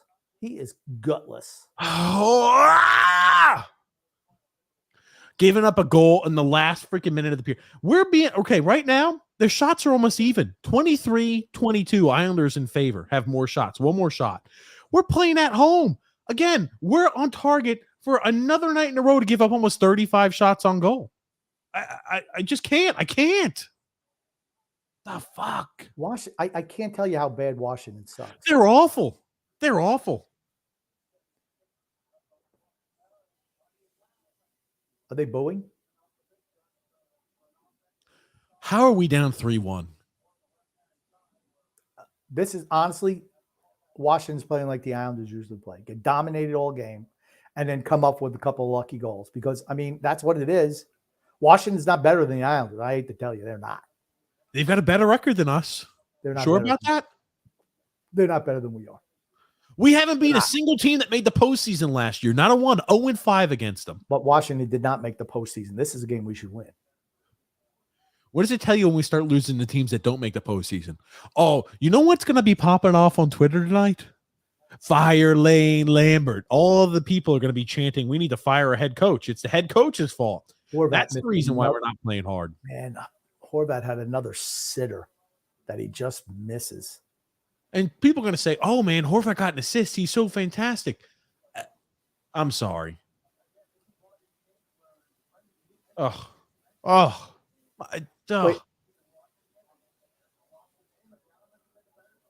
Yeah, the Islanders have been the better team. Absolutely, Butch is saying. He's right. We have been the better team. I mean, I don't think it's even no one could say that Washington's been better than the Islanders tonight. Nobody. We've been definitely better than them. Bo Horvat just missing chance after chance after chance tonight. You don't get paid $8 million. How much is he getting paid? Is it $8 million? $8.5 million.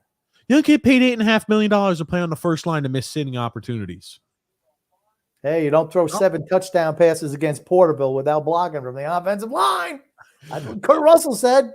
It was only 3. Drew, I like it better. Pretty soon it'll be 7. Sonny I Milano, get better with age. Sonny Milano should have been in Engvall's spot if Lou just gave him a PTO. Yep. He was free. He was a hometown kid. And you know what? You don't have to give him a 7-year contract extension for Billy Afraid of the Boards bastard Engvall. He sickens me. Freedom, fun, and adventure. There's a lot of guys I'm hating on this team right now. I'm playing bass on a new band called HOPENY. St. Pete Times called us a fascinating blend of punk, funk, rock, and reggae. Hofstra University, November 19th, Avid Exchange Music Factory in Charlotte, North Carolina. Are you really going to be playing there? Because I will go if you're actually playing. I will absolutely go. Hold on. Do you not understand? This is making a comment at me, Grumpy. HOPENY, like Hope NY. Yes.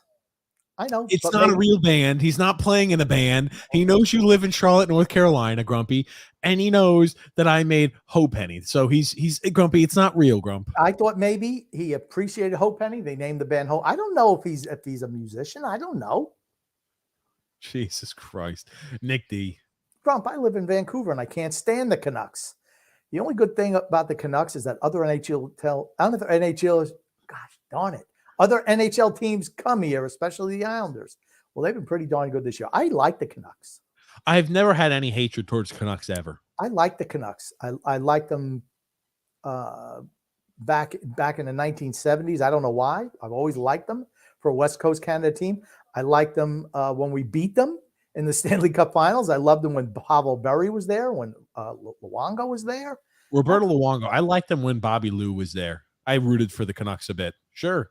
You know, the Islanders are so miserable. They were never making the postseason. So I'm like, I have to have a postseason team to keep me engaged in the NHL playoffs. And that was a team. Nick D, Grumpy. You wanted the best you got, the hottest band in the world? HOPENY. Are you on Spotify or YouTube at all? See, other people are thinking, yeah, it's HOPENY. They're all just taking a piss. Freedom, fun, Grumpy, and adventure, Grump. Grumpy, apparently Son X needed some tough love from his big brother to show up to work. I think a great reward for Son X would be a trip to Paris Island. I hear that, Son X? You think I was being tough on you earlier? We need to send you to Paris Island to get some of the basic training in there. You want to know who else? You want to know who else is from Paris Island, South Carolina? Oh, Sergeant Slaughter. It's from Paris Island, really? South Carolina. That's right. It's Marine. That's Marine basic training. It's Paris Island, South Carolina. South Carolina. So much for Holmstrom. Lane, LOL, Wally should be on the first line. Yeah, Holmstrom blows. He's already played himself off the first line just to put the other piece of garbage out there who showed hustle when he was on the third line this game. They put him on there. Guess what? He loses every puck battle. He sucks. Nick D said, that's a fair assessment. Now, I will tell you this much. The calls tonight, if the Islanders don't come back and win this game, the amount of tweets we will see flooding in fire Lane Lambert, I won't be able to count that high because that's the new target of the fan base. Lane Lambert, and he's not the fault. I'm not saying he's the greatest coach. He's not the reason they're losing. Exactly. We have no talent. Oh, that hurt. We have no freaking talent.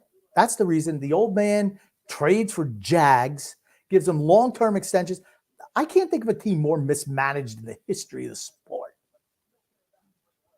No, come on. There have been some really bad teams, poor management of bad teams, Grumpy. We're not that bad, are we? We're terrible. Terrible. Bad. Just the mismanagement of funds, starting with Anders Lee and just all the way up. Rick Roma, Grump. Frank Nazar, he was drafted 13th. I know that. Is an electric young player from Michigan. He was drafted 13th by Chicago. With the Islanders pick, they gave away for Romanov. Not saying Lou would take Nazar, but what could have been? Absolutely. That's what we needed. Did we need a guy who does not play defense as a defenseman? Is that your big selection? He sucks. I just like the people who say, oh, Romanov is so good. Romanov sucks too. He's another piece of shit who's no good. You want to know how many players we have who are good on this team? Sorokin, Matty B, Dobson. That's it. Nobody else. Everybody else go. Everyone else can go. Everybody else is interchangeable. As much as I like, and I think that Wallstrom hasn't been given a fair shot, interchangeable at this point. We don't give him a fair shake. We just don't. You look at that draft, that 2022 draft, Grumpy. You look at it. Frank Nazar has played well. Now, albeit they're only in college. Rucker McGrody's played well in college, 17 points in 11 games. Frank Nazar, 11 points in 11 games there. Jonathan Ledermack, he has 8 goals in 11 games in the Swedish Elite League. Guys around that. What a shock. When you're drafting 13th overall, there's actually some potential talent that you can pick. But we wanted instead. We wanted to go ahead and pick up our boy. Stunning. Alexander Romanov. Oof. I tell you. Nazar scored tonight, by the way, says Rick Roma. Stephen C. Grump. Vancouver already looking to move Pavillier. The way I look at him is he was kind of like a throw-in piece. Yeah, he was done here. Do you remember last year, Grumpy, when I said, man, the Islanders should trade into the first round and go ahead and draft Brad Lambert? Remember, he's the nephew of Lane Lambert. We said, look at his play. He's fantastic. He was a guy who was supposed to be a first top selection. He fell all the way down the board, drafted 30th by the Winnipeg Jets. In 8 games in the AHL, he's got 5 goals, 5 assists. Yeah, I remember. You liked him a lot. Kid's 19 years old, Grump. I don't know, right? It's not like it's just stupidity. It's stupidity amongst the organization. We picked the wrong guys. We don't like picking guys, and we like trading away all those draft picks for guys who are just average NHLers. And it's why in the future things are going to be ugly for the Islanders. Is the unfortunate thing. True. Drew L. Grumpy old man. TJ, I don't know if you heard, but your boy Jack Campbell can't even be good in the AHL. Why did you ever believe in this guy? Yeah. Jack Campbell's what, like 35 years old, 34 years old now? He's not that old. You sure? He's absolutely not that old. How old is Jack Campbell? He's not 30. I don't know, 20s? He's in his 20s. No. Years old. Grumpy. Yeah, Let me- years. In his 20s. 28. He's not in his 20s. Give me a sec. Yeah, look it up. You lost your mind. Okay. He'll be 32 in January. No, he's in his late 20s. No, he's in his 30s. Here's the thing. I like Jack Campbell. I like Jack Campbell when he was drafted too from the Dallas Stars, and I never wanted to make it. I've liked Jack Campbell for a long time. I've always liked him. So, is he at the quality of an NHL goalie anymore? No. I'll tell you one thing. Edmonton doesn't have a goalie. They don't have any defense. Edmonton will never be successful for those reasons alone. So, Nick D said, TJ, are you ever going to have a call-in show by the end of the year? Yes, we will do a call-in show. This, I'm thinking Wednesday. Maybe we'll have Greg Prado. I'll talk with you after the show, Grumpy. Maybe we'll have Greg on this Wednesday. We're going to have a call-in show absolutely before the end of the year. Yes. Steven C. Grumpy. Keep ripping Shepard, but the only goal we have is when he wasn't in net. I guess that's true. When he's in net and he's got positioning, he's not terrible. He's coming up with saves. I guess that is true, Stephen. Drew L said, let's go Caps. Win this shit. 5-10-3, please. Oh, no. You know, it's bad when we're rooting for the Islanders to tank and we're like 13 games into the season. The only way you're going to see change is by the Islanders playing poorly. And fans. That's the unfortunate truth. And fans not going to the arena. It's the only way you're going to see change. So what would you say the sellout crowd does for that? I don't think it does much of anything, honestly. I just think that you're going to see Islander fans starting to go, oh, maybe we shouldn't be playing anymore. Maybe we shouldn't be going to games. It's just not fun. Again, if you're not good, you have to be entertaining. They're neither. That's not entertaining. That's definite. That's definitely true. Nick D said, right on, Drew. Let's go Caps. Another home loss on Saturday night is a perfect recipe to fire Lou. Oh, damn. That's fair. Well, Holmstrom back on the first line again. Yeah, that's when I really look at the issue I have with Lane Lambert is how frequently he blends up line combinations. Player personnel decisions, questionable. But I don't know. He's not the problem, but he'll get the blame. The problem lies with your general manager who's assembled this team. Doesn't matter whether you had Titanic deck chair in spot A or spot B. The Titanic is still going down. Doesn't matter how pretty you make the chairs look before it sinks. Very true. Nick M. Grumpy. Why the frick ruin line 3 with Holmstrom and Pajot? Bad coaching. People are going to be calling for, if they lose tonight, people will be calling for Lane Lambert's head, and I don't think that's right. He's not Barry Trotz. We knew he was not going to be as good as a first ballot or a Hall of Fame caliber coach. We knew that. We should have known that. If you weren't prepared for that, you weren't paying attention. He's not as good as Barry Trotz as a coach. You were hoping that his style would allow more offensive production and the defense would still be kept, but we can't do both. You want to know who's a shitty coach? Who's that? Whoever the imposter behind the Washington bench is. He sucks. I don't even know his name yet. I don't know. It looks like, what does he do? Just throw pucks on the ice? Hey guys, go have fun. Because there's no rhyme or reason to anything they do, honestly. Dude, you know what? It's really pissing me off looking at how well Brad Lambert's playing. The thing about this, we didn't draft Tage Thompson because his dad, right? His daddy boy was the head coach of the AHL affiliate. Well, wouldn't that have been nice to have Tage Thompson in the organization? We probably don't draft Brad Lambert because his uncle is associated with the Islanders as an assistant coach at that time period. We'll refuse to draft him. Okay, isn't Tage Thompson Brent Thompson's? Maybe it's his nephew. Maybe it's his nephew. I don't know. Related to Brent Thompson. Let me just say that. Maybe it's not his dad. Maybe it's his uncle. I don't know. Related by blood. We refused to draft a few guys. God, it was the same thing with fucking Parise. Wouldn't draft Parise because he was related to JT Parise by blood. JP. JP, I'm sorry. I'm getting worked up. I'm thinking, Brad Limber's got 10 points in 8 AHL games. Do you want to know how the magnificent Maggio and the great William Defoe are doing so far in the AHL this season, Grump? Not so good. Fuck. Not so good. We looked at that. I believe we looked at that on Wednesday already. No, we didn't do it on the show, did we? Yeah, I think we did. Yeah. Man, it's really pissing me off, Grumpy. It wasn't impressive. Drew says, I will say I've been disappointed with Rasmus Sandin. I thought he would follow up his hot end of the last season into now, but he's been terrible. I think the whole Washington organization is a disaster. They're bad. They're bad. Guess what? Washington's not making the playoffs either. I don't give a shit what their record says, what it is, how many points they have. They're not making the playoffs. Washington, and again, like Pittsburgh's winning tonight too, I think. Pittsburgh's not making the postseason. Pittsburgh's coming on, though. Pittsburgh, I mean, if they win tonight, they'll be 7-6. Another team with a better record than ours. Yeah. I still think we're going to win today. I think we're going to come out and score a goal in the first 5 minutes. We're going to tie it up for the 10-minute mark. Okay. I was about to ask you, what needs to be done in order for us to flip the script? We're down 2 goals. This year, we've struggled in the third period. What are we going to have to do to flip that script? What are we going to have to do to win this game in the third period, Grump? Put a few pucks in the net.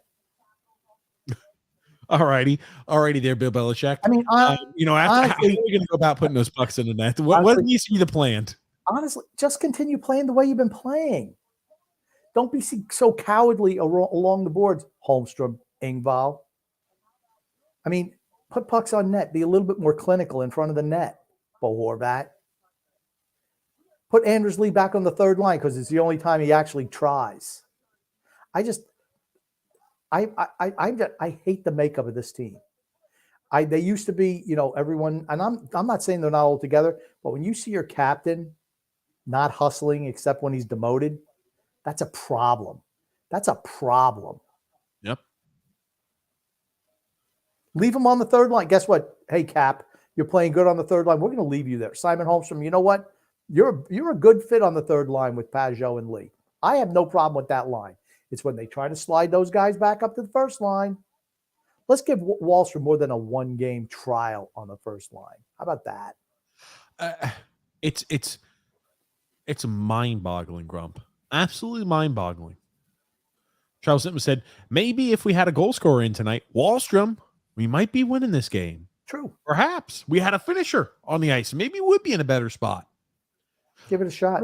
Mr. Buster 10,001 says here, it's more enjoyable listening to you rag on the Islanders and lowering the TV volume. Well, thanks, Mr. Buster. Thank you for that. Michael A. Grumpy. Both of you jinx on the Islanders. Tonight, that's what it looks like it could be. It could be that. It'll be the second time in a row it looks like that. I'm just going to say that we have no bearing on the outcome of the game. That's correct. I truly believe we're saying here has no impact on how the players skate, whether we're scoring goals or letting them in. I do believe in some superstition, but you look at it, we don't, like, in all seriousness, we don't have any impact saying anything on this show, whatever the organization does. Probably not. But Stephen C says here, Hickey, Brendan, and Butch are all saying how good Holmstrom looks on the first line. That's what Lou told them to say. Holmstrom is great on the first line. He's fantastic. It's why I cannot listen to any Islander telecast. But it's 100% gaslighting. It's telling me something different than what my eyes are seeing, and trying to prop up, hey, everything the organization is doing, despite the results. Right? If we lose tonight, we'll be 5-5. What is it? We'll be 5-5-3. Yep. If we lose tonight in regulation, 500 club through the first 13 games, 9 of which are at home, or 10 of which were at home. Think about that. But they're going to tell us how everything is okay, despite us playing a lot of home games, not beating one single team that made the postseason last year for the first 13 games, and having shitty performance after shitty performance. They'll tell us how everything is okay on the telecast. That I can't listen to that shit anymore. It's why I had to switch last year to listening to only the opposing team's telecast. So at least I don't get angry and worked up. Freedom Fund Adventure says here, it's interesting. Number 6 and number 2 started pulling on. I don't believe Lou could hire a legitimate new coach. Number 1, who would take this job knowing he's on his way out? It's a good point. Yeah, the GM has to go first. The GM has to go, And here's the thing. You have to be honest with the fan base, like the Rangers were years ago. They said, you know what? We are in rebuild mode. You have to start moving whoever you can move, eating contracts if you have to. You would see us be on this show. We would be so overjoyed with finally, if the organization finally acknowledged where we actually are and said, all righty, we know we can't just continue to make one last stand. We understand that this iteration is not good enough to win a cup. We want to build an iteration that can win a cup. We would be overjoyed that they at least admitted acceptance is the first step. We refuse to accept. That's the problem. Nick D. Grumpy. Third period has started. Islanders come out and they're playing hard again. There's Simon Holmstrom falling down as soon as he's confronted it all. You got to score in the first 5 minutes, right? Yep. Nice save by Chuckles over here. From Hunter Shepard, Grumpy, on Matt Barzal. Matt Barzal buries it into the crest. He did a good job, I guess, not allowing a juicy rebound to go bouncing through, but put as many pucks on net as possible. Nick D. Grumpy. What do you guys think about Zadorev wanting a trade out of Calgary? What do you guys think about that player? Calgary's awful. That's why he wants out. And he wants to go to Toronto. He's not an option for the Islanders because he makes more than $500,000 a year. That's not happening. Eval said, I thought Bridgeport would be good this year. They're hot garbage. Yeah, you know what? They're just like the parent team. What can I tell you? Look at Grumpy Dan. Grumpy's on fire. Drill said here, if this period ends 2-1, I'd feel better going into the third period. Oh, God. I still think we're going to win. Grumpy, I told you it's over. It's all over. Over, says Andrew L. Eval says here, could the Devils use our backup for their number 1 draft pick? Why not? Why not? Why not? Okay, here's the thing. We gave Varlamov, I think, more no-trade protection. Let me pull up. It's been so long since I looked at his contract. I think we gave him modified no-trade clause. For a backup, for a freaking backup goalie. For a backup goalie. Let me look it up. I may be speaking out of my ass. Let me look this up Who real gives quick. backups? Oh, my God. She missed Holy a wide shit. open net. In close chances coming. Oh, my God, for Washington. Oh, Anders Lee's back on the third line where he belongs. Honestly, though, I will tell you this. For the perception, it makes Lane look out of his depth with how frequently he changes shit up, because it's like, I don't know what the hell I'm doing. I need to and that's like, from a perception standpoint, I can see how it's easy. People think he doesn't know what he's doing because he's changing everything up. He's just trying to get something to work, and he's like grasping at every loose straw he can. The Islanders should have traded everyone at the deadline last year. Yes. They shouldn't have picked anybody up. They should have traded man, this kid's a nightmare. Hunter Shepard again. He may strike again, Grump.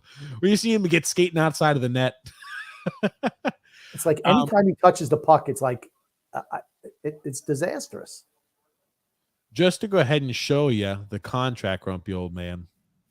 He has 2 years of a full no trade clause. We gave a 35-year-old goalie, Varlamov, 2 years. That's He's a backup. He's a backup. He's a backup. Now you're giving no trade clauses to backups? Where was he going? He didn't want to go anywhere else. No, he didn't want. That's the thing. It gives the player certainty that you're not going to move him when your team eventually shoots the shit, potentially. You could have signed him for nothing and he would have come back here because he likes it here. He's fine sitting on the bench being a backup. Doesn't care if he wins. I'm just comfortable here. I like it here. Nice back check. Come on, Horvat.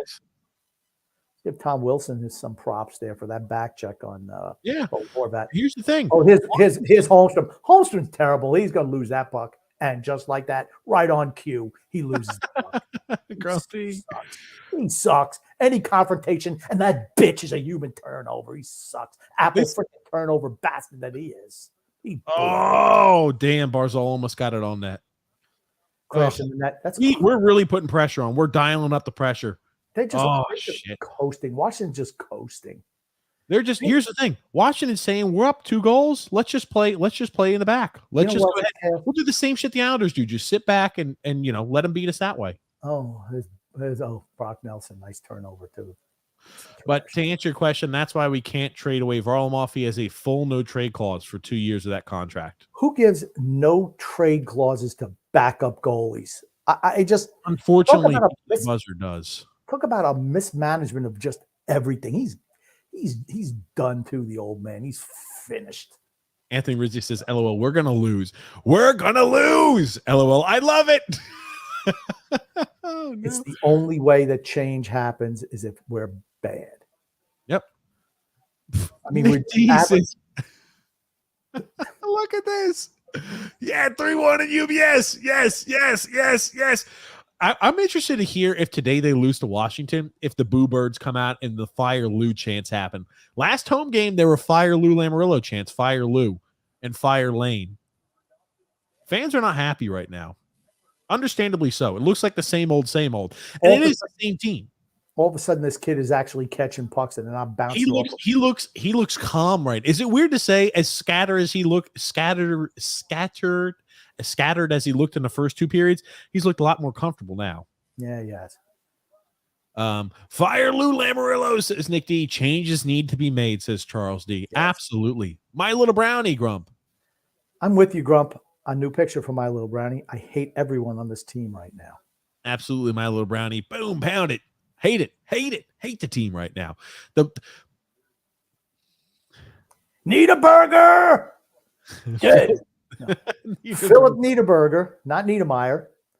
At the first intermission when the game was 1-1, the Islanders were -180. I don't know how the line was so high. I think it's because, and I think the minus means that we're supposed to win. But I don't know. I can never figure out these bets. It doesn't make any sense. People explain it to me. I'm like, we're speaking another language. Yeah, 2-1, 3-1. That's what I want to know. 4-5, whatever. I can figure that out. Giving me this minus based on $100. I don't care about any of that.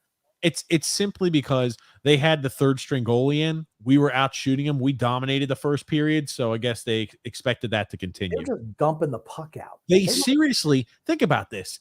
They're at a point right now where Washington is literally just getting as close as they can, dump the puck up, don't ice it, but allow for changes to happen. They are literally going to be hanging on for dear life this game. Well, they were just going to have chances. Chuck Wagon there shit the bed a little bit on that one. You know what? I did a little checking. If the scores remain as they are right now, if Pittsburgh wins, the Islanders will be 13th in the conference after 13 games. What? 13th? Yes. Wow. It's funny. Nice body. Oh, damn, baby. Was that Pulak with the big hit? Pulak, nice. I mean, he hit the guy off balance and he made him pay. Nice job by Pulak. Yeah, nice body check. All righty. We right now are about 6 minutes and 10 seconds in. Oh, that was McMichael who got upended. Welcome to the NHL, kid. Hey, he was doing his best his best Simon Holmstrom impersonating, getting knocked on his keister. We're 6 minutes and 10 seconds into the third period, still down 2 goals. The longer and longer this gets into the third period, the more and more I'm worried that we don't come back and win this game. I still have hope that we can tie it up and get it to overtime.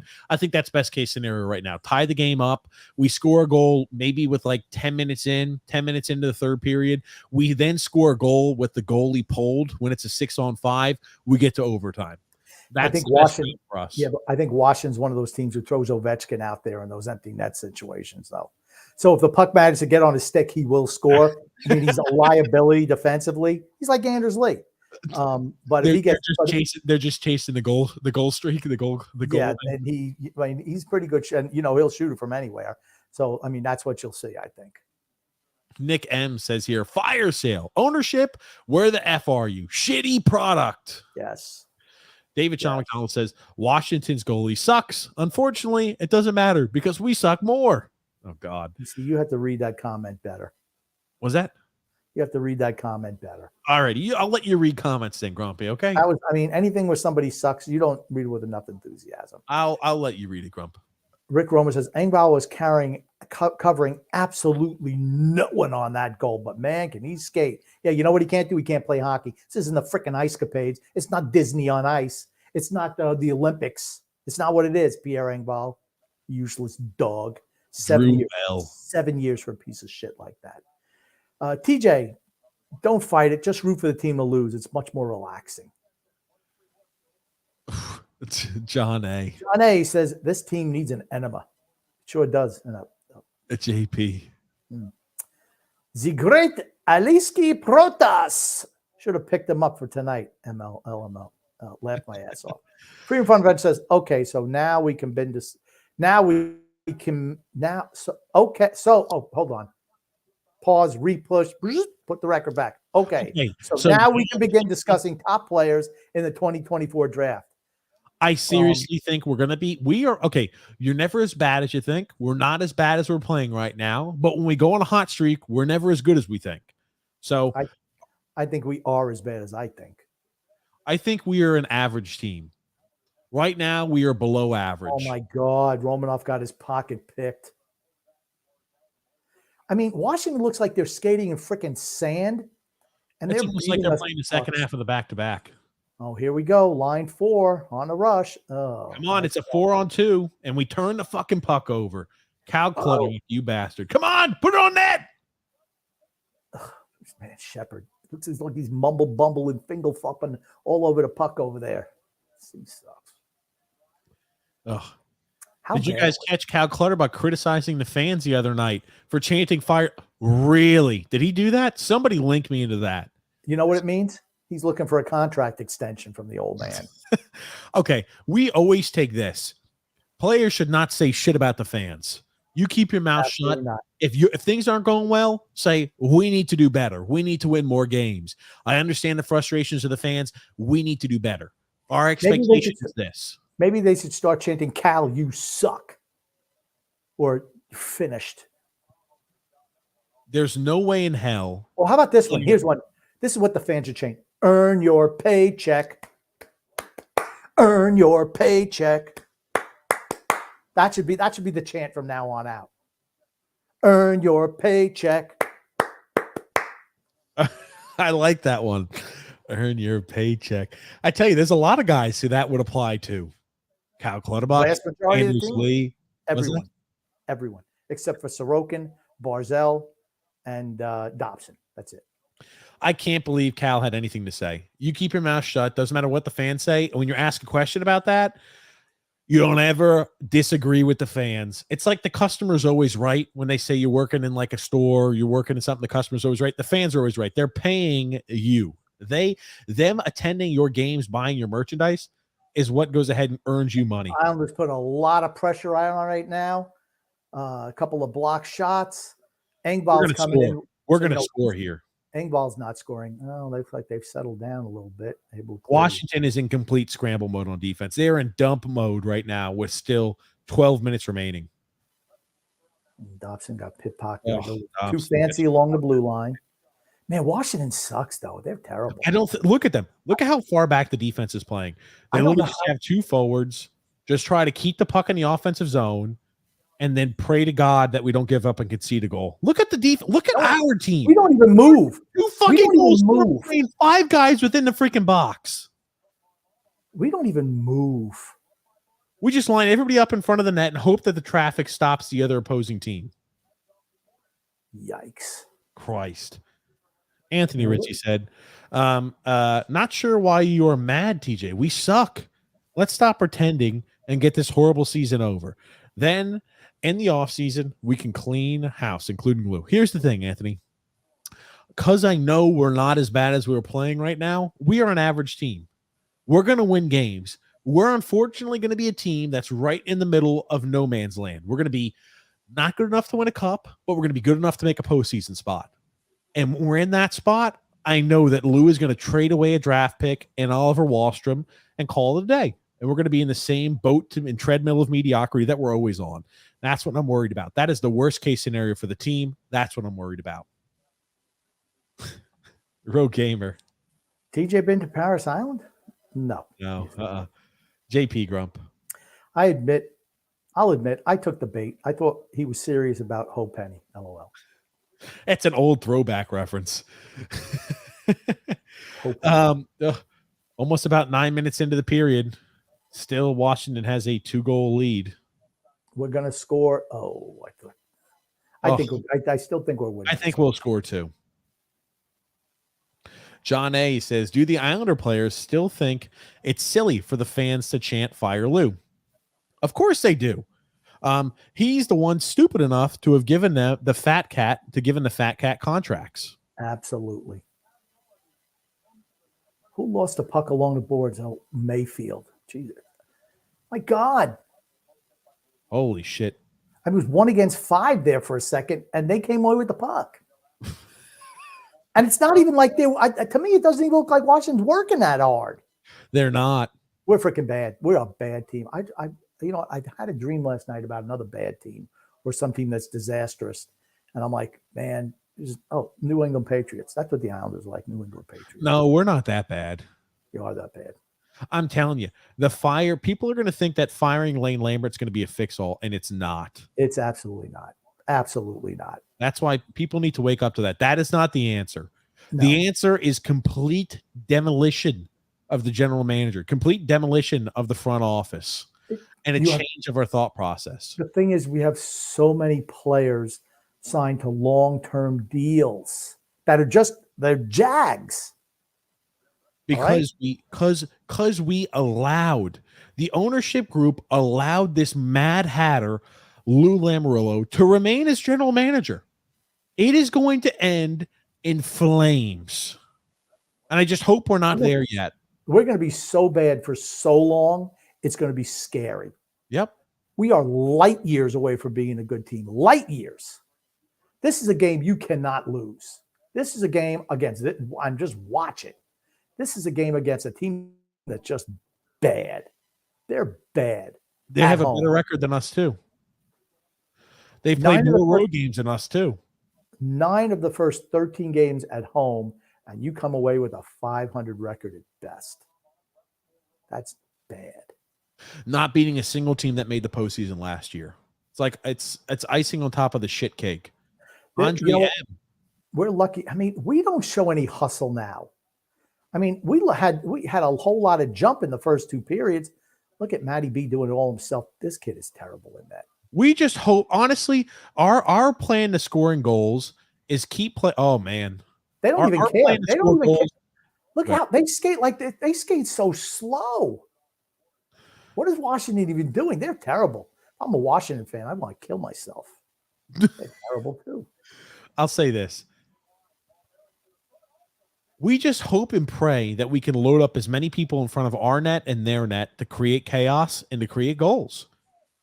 We picked up the pace here in the last 35, 40 seconds or so.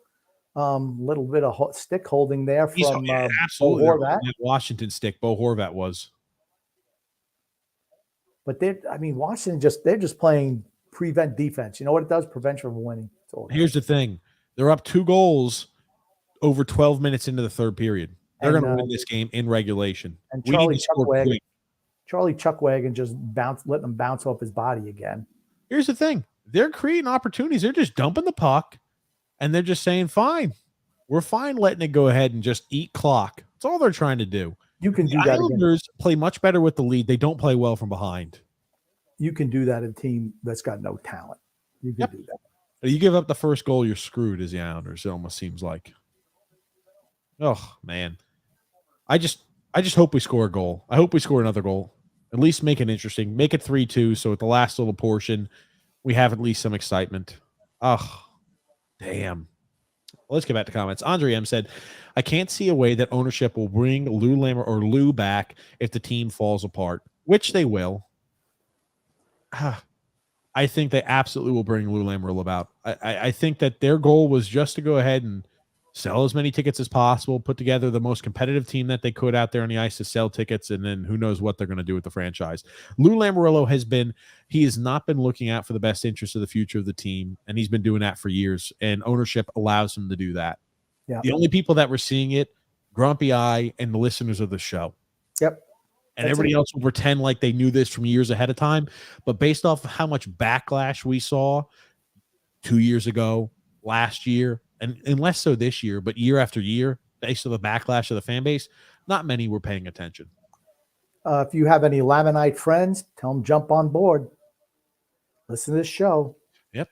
Drew L. Grump. Breaking news, Grumpy has officially popped a blood vessel thanks to his anger levels. Dylan Erickson. Speaking of Jags, would Lou trade for Trevor Lawrence? No. Freedom, Fun, and Adventure, Grumpy. I do play bass and sing, Grumpy, and manage Mickey Dredd and Nick Hawkins from Big Audio Dynamite. Again, where the hell's the goalie?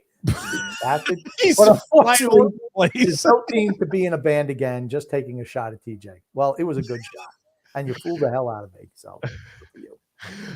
Grumpy just wanted to play along with it, just to go ahead and just to be at my expense. Don't let him trick you. Max power, Grump. What's up, fellas? Well, look at the bright side. At least there's no reason to watch the third period now because there's zero chance of a comeback. We are 14 minutes in now.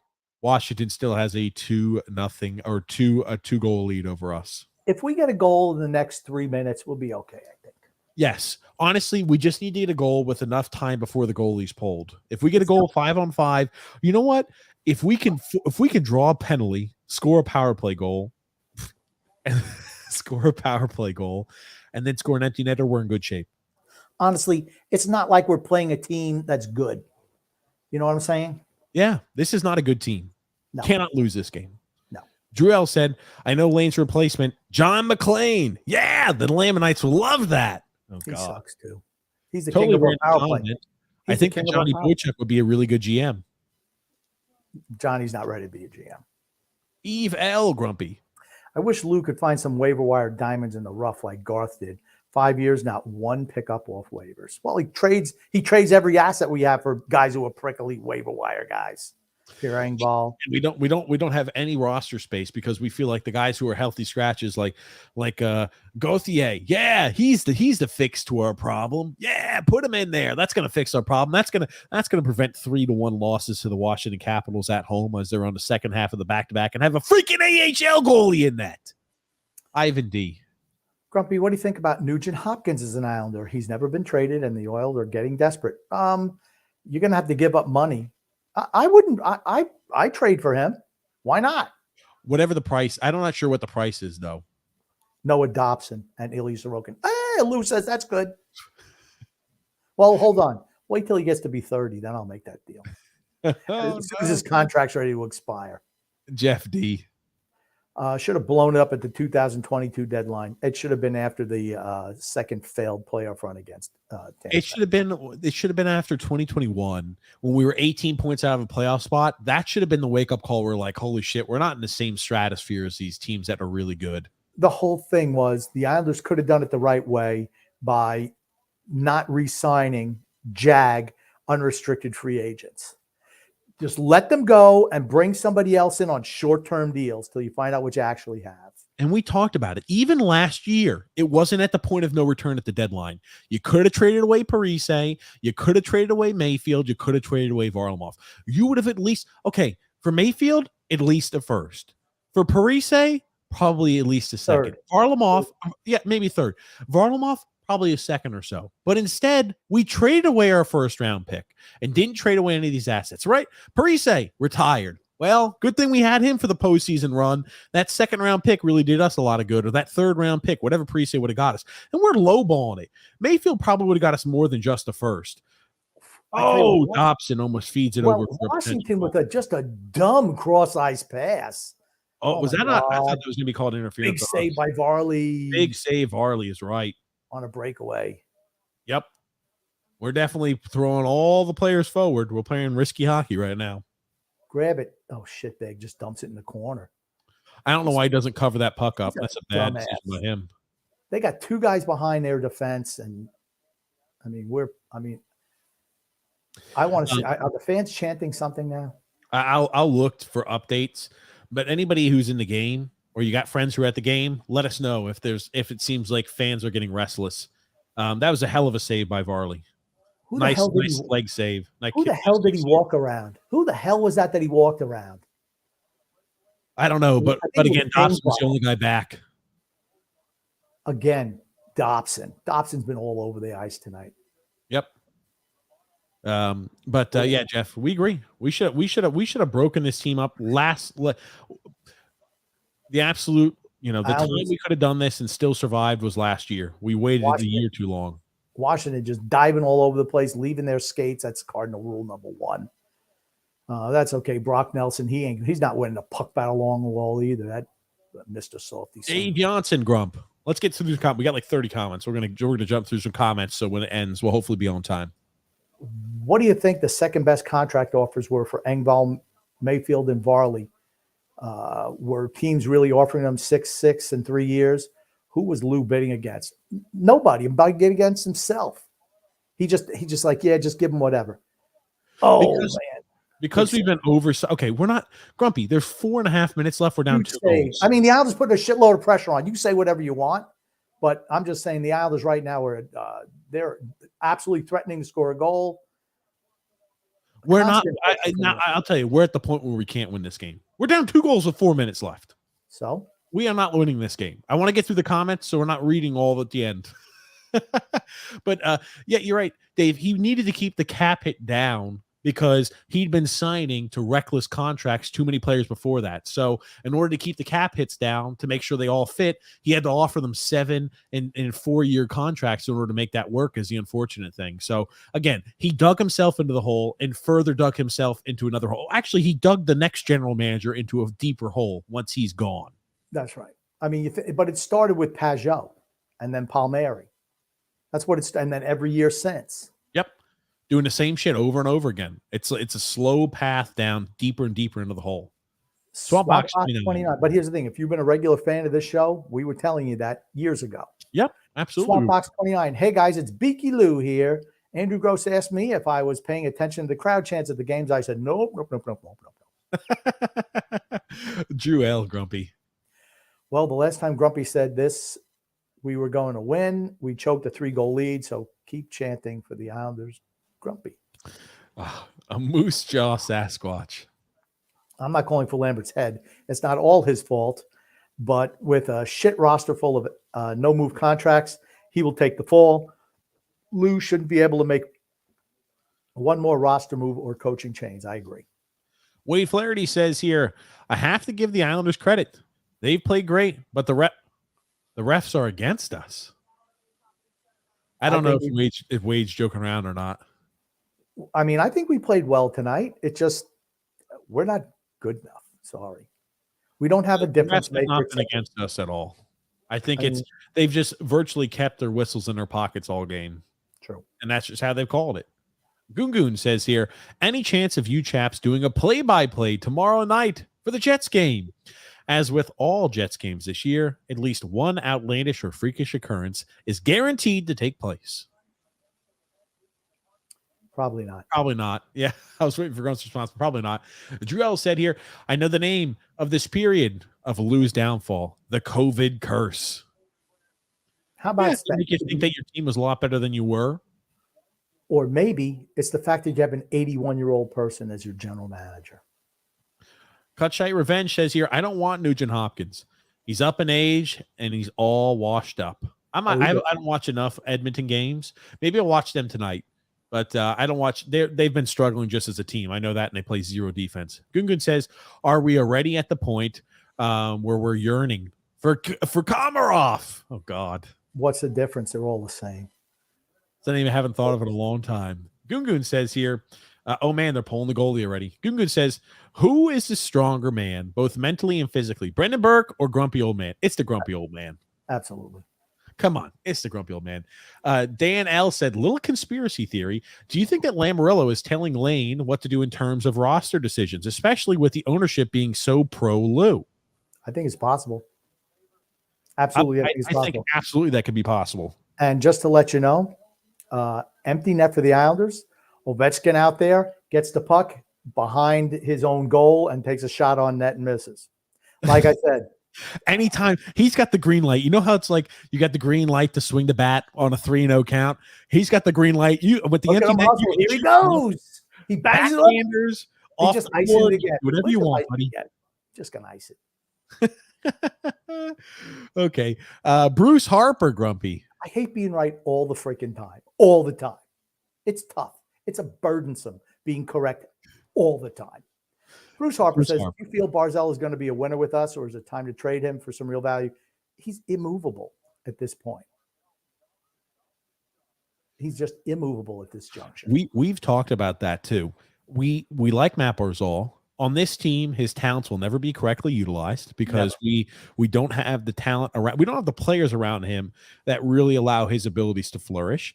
He gets paid way too much for the amount of actual production you see on the ice from him. So, we're in a spot to where he is not a movable asset. If he was putting up the points that he should, maybe, but he'll never be worth the actual dollar amount that's attached. He'll never produce the actual dollar amount that's attached to his contract, which makes him immovable. Is there a reason why Washington just won't skate the puck out of the zone? They just feel as soon as we get it, we're going to try it for an empty net goal. Is there a reason? Was that Ovechkin again who rifled that on? No, it's somebody else. They're on the Washington feed. They're zooming in on Ovechkin talking about him. So that's why I was curious. They all have oveitis. And it's like, okay, dude, they were just out there forever. And now they're still out there because they iced the puck again. 2 minutes, 17 seconds to go. Yeah, we're not. Max Power says, by the way, fun fact, compliments of the Caps feed. Barzell leads the NHL in both takeaways and giveaways. Amazing. Amazing. I didn't know he led in giveaways. Huh. No. Bruce Harper. They are not able to clear the zone. Bruce Harper said, I agree with the old guy about making trades at the deadline last year. Bruce, you might be new, man. We've been talking. Bruce, I'm happy you found us. You got to stick around, Bruce. We've been talking about this for years. I'm just getting ready to score. I can just feel it.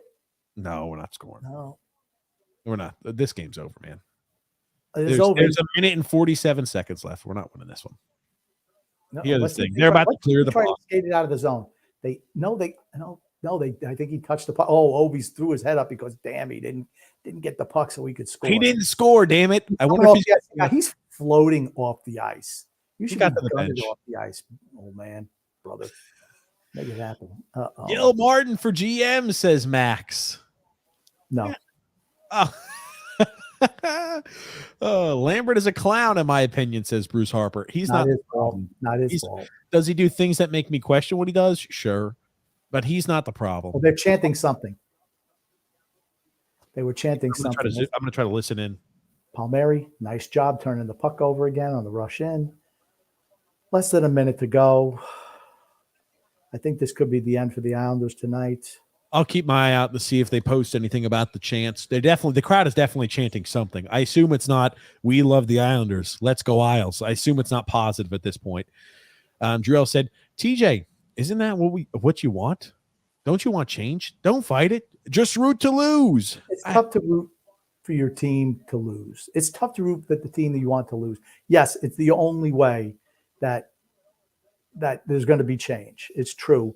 But I have a hard time just rooting for them to lose. Even if we lose the way it needs to be done, I don't think change is guaranteed because of this ownership group. I think they're extremely pro Lou Lamoriello, and he could fail again, not make the postseason, and he just has an unbelievably long leash. And at that point, all we're doing is enduring suffering, and it's just going to prolong the suffering. It's like, shit, at least we can maybe win a little bit. Oh, look at Ovi. Look at him bust his ass now. Ovi! Look at the effort, baby. Look at that effort, baby. I've never seen him skate so fast before in my life, Grumpy. It's like the kid, the story, Grumpy, like the kid in like a youth baseball who ran super hard to get to the hot dogs at the end of the game. Yes. Bruce Harper says here, do you think he's got it? Ovi. He gets Ovi! Look at him. That son of a bitch was goal hanging as they've got the goalie pulled so he can score the goal. Look at his ass. Look at his ass. Did I not call it? He was out there almost the whole 3 minutes to get He's panting. He's panting. He's like, look at him. He's still breathing hard. As he was dead exhausted, instead of getting to the bench and allowing somebody else to get out there, he's like, I need to score this empty netter.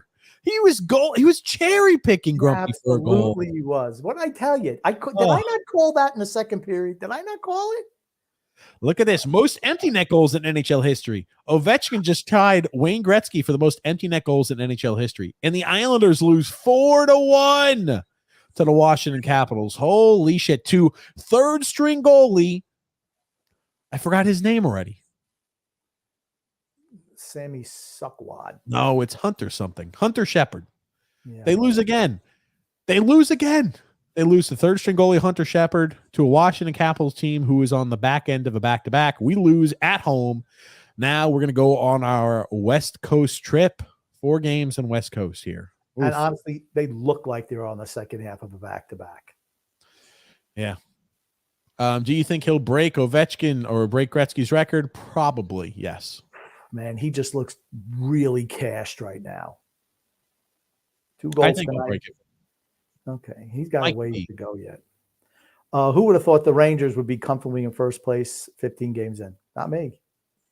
We knew they were But going to make the postseason. here's We the- didn't think that the Islanders were going to finish above the Rangers somehow, like some of the Lamanites did. Yeah, no, that was never happening. Never in a billion freaking years, Phil. Never freaking ever. Just like I told you, everyone dismissing the Rangers like they don't, like the Rangers aren't better than us. They are. They're 1,000 times better. With Peter Laviolette as coach, we ain't beaten the Rangers at all. Not even once this year. Not once. Not once. Not once. They might even count some of those games as 2 losses for the Islanders because there's no chance that we beat the Rangers this year. Guess who else we're not beating? The Hurricanes. Never beating Carolina ever. 3-goal lead. You wind up losing that game. Was it regulation to go overtime? I don't know. It doesn't matter. It doesn't matter because you don't beat Carolina. It doesn't matter. Okay, it doesn't matter what your name is. I should mention my dad's a Vietnam vet. Happy Veterans Day. Happy Veterans Day to all you out there who have served. Absolutely. Happy Veterans Day here. Ponyboy Curtis. Did I say Valentine's Day? Veterans Day. Happy Veterans Day. If you said Valentine's Day, I knew what you meant. Well, you know what? Happy Valentine's Day too. An early Valentine's Day wish, huh?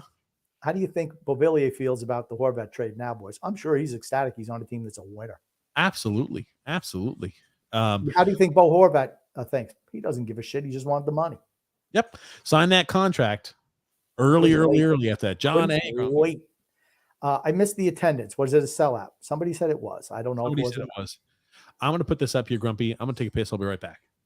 That's fine. I'll be done with the comments by the time you get back. Dan L says, and those wonderful children, that Milbury interview with Mike and Mad Dog was legendary. This was after he fired Laviolette and hired Sterling. Man, that was a disaster. Milbury spoke like Steve Sterling was the Scotty Bowman. It was cringeworthy. Absolutely. Here we go. Ponyboy Curtis says, boys, how do you feel about Barzy and Bo staring at the tablet together on the bench? Well, it gives them something to do together. They certainly don't look like they work together on the ice. And Andre M says, Cal should think about retirement, then daring to criticize he should think about retirement instead of criticizing the fans. Yeah, he should. His name, Lamoriello sucks. His GM. He's done. John A says Barzell commented and said it was silly for the fans to say fire Lou. As for Cal, he said they pay for their ticket. They can say what they want. Pull up the New York Post article that quoted them. Okay, so Barzell said it was silly, and Cal said they could do what they want in regards to that. Kyle C says, we will look at that article. Barzell. Oh, my God, dude. Here's the thing, buddy. Keep your mouth shut. All of the players should learn. If the fans aren't happy, keep your mouth shut. If you're asked questions about it, say, I understand their disappointment. We want to be better right now, too. That's it. That's all you say. And you move right on to the next question. You know what they should say? I agree with them. Lou sucks and should be fired. Kyle C. Kyle C says, now Lane's got palms on the first line. What's happening? He just throwing the lines in a blender, trying to find something that works. It makes him look like he doesn't know. He's like grasping at straws. It doesn't make him look good. They're desperate because the team's bad. That's the unfortunate part. Lane to the blenders again. Fashing to line number 2. Palmieri to the first line. All sorts of crazy combos right now. It doesn't matter. There's no talent on this team. That's the problem. Road gamer. Does Al Arbor have sons? Serious question. I don't know, but it doesn't matter. And he's not crawling out of the grave to manage this team. Ponyboy Curtis says, can our fans stop being such pieces of dookie? I don't know what that's referring to, but I did DVR the game, so I'm really interested to see what that chant was, and I want to see if they were booing at the end of the game. I cannot imagine them not booing, honestly. Oh, God. Polymetal CX30. It's time to buy out Anders Lee. You want to know when the time to buy out Anders Lee was? When he was up for a contract extension. You never should have signed him, ever. I don't care. You didn't get Panarin. You don't re-sign a piece of shit like Anders Lee. Sorry. I'm saying Andrew Gross didn't post, and neither did Stefan, about anybody chanting fire Lou or Lou must go or anything like that. So I don't know. Okay. Oh, I'm sorry. 33 minutes. There was a fire Lambert chant at UBS. See, that's the problem. People think it's Lambert. It's not Lambert. It's your general manager. Here's the thing. You were very critical of Barry Trotz. Barry Trotz was doing things that didn't help the progression of the team. But guess what? You see it with two head coaches. It's not the head coach. It's the general manager that's assembling the team. You could have seriously, what do you think Al Arbor could do with this team? You think Al Arbor could make this team a serious Stanley Cup contender? No. That's my point. Yeah. This is like this is like the 1972 Islanders. First year. Oh, fuck. Wow. Sean Davis. But we had future talent on that team, and young guys played. Not here. Got a bunch of old geezers playing. Sean Davis says, every evening, gents, this team is finished. You guys are clearly ahead of the curve. Absolutely, Sean. Thanks, dear Sean. Thank you. Unfortunately, we are, because guess what? We know that it comes with a lot of pain and suffering is the unfortunate truth of it. Get ready for it. It's happening. It's happening. Yep. We warned you for 2 years, warned you. There were ways out of it to ease a transition, so this way you could be ready to run again in a couple of years. Lamoriello didn't think so. He wanted to double down on the team that was never, and I mean freaking never, going to win a Stanley Cup. Never freaking ever, ever, ever, ever, never, ever. And guess what? Just like I told you back then, they didn't win a cup. Now they're barely a contender for a playoff spot. Barely a contender. Kyle C says the blender is fired up. Joel says here, Lou Lamoriello is just the NHL's version of Dave Gettleman. I wonder what the NHL's equivalent of Joe Schoen is going to do once he's hired by the Islanders. Oh, God. Dan P. 2023 has been brutal for my teams. The Mets, Jets, and Islanders. See, I tell you, that's like the loser trioca, those three teams. Already at the point where I don't want to watch any of the games. Yeah, okay. Andre M says, guys, ownership won't be pro Lou if people cancel season tickets, which I assure you will happen. I don't know. I hope it does. We're starting to see attendance drop a little bit, but that's really the only way that I feel like Lou gets the boot. True. As if attendance drops so much or hurts the bottom line, that's the only way. Would you want to get season tickets for this team? Fuck no. Honestly, what you should do if you really like going to the games, just wait and buy them on a secondary market. Don't ever buy a season ticket. You could take the gamble and the dice and the roll and say, this team is not going to be good enough to where I'm going to see prices increase on the secondary market. You just buy them on a secondary market for cheaper than what the actual value is. I wonder if they still have guys, scalping out in front of the stadium, because that's your way to go. Then you're not paying all those ridiculous fees and, surcharges and taxes after that. Every stadium if I buy tickets from a scalper, if they actually are real or not. When I get there, like they scan it, like that's not a real ticket, sir, and the guy just disappears. I don't know. I've done it before. It works well. It has for me. Stephen M. Lane must go. See, no, Stephen, that's not the problem. The problem is Lou Lamoriello. That's the real problem. Yeah. Vinny Smith lost 5 of 6. When did they fire Lou? 30 out of 31. I mean, he sucks. He's finished as a GM. He had his day. It was 30 years ago. Okay. It's over now. Or 25 years ago, whatever. I mean, he decimated the Devils. He went to Toronto. They wouldn't even let him touch the team after 1 year. Like, no, go sit up and just go sit up in that broom closet we got upstairs. You're not touching anything on this team. And then he came here and he ruined this team too. Drew Reviews Music says, oh no, we suck again. That we do. Boy. TJ, by the way, don't forget to do that email to the guy from overseas. Oh, Jack. Yeah. I got to respond back to Jack. I got a lot of people I got to respond to. John D, grumpy old man. Good thing the old buzzard believes in this team still. Can't beat a career AHL goalie who's giving up rebounds like crazy. He was terrible. That's right. Keep rolling out those 7-year contracts with no trade clauses. Honestly, he's the worst GM in the league right now. I think he's even worse than Mike Greer. At least Mike Greer is trying to sell pieces. The old man just wants to pick guys up. Jags, no less. Okay. So the Islanders, man, I can only find stuff from about 3 years ago. Oh, the season ticket costs are like $1,100 for a season, but that can't be right anymore. That was in 2020. I don't know. I'm going to have somebody, if you have season tickets, if you feel comfortable, let us know how much on average they cost. It's tough to find that information readily available. Yes. And if you're happy with the product that you bought season tickets for. John D said, I'd rather watch the AHL team right now than this crap. Guess what? They suck too. John Smith. They got bitch slapped by an ECHL goalie in his second NHL game. LOL. Drew L said, so TJ, I assume you're joining Alex's inevitable Twitter space later. No, I probably won't. Dan L said, I muted you guys for the last minute of the game to see if I could hear any chants. I didn't hear anything. Islanders broadcast. Okay.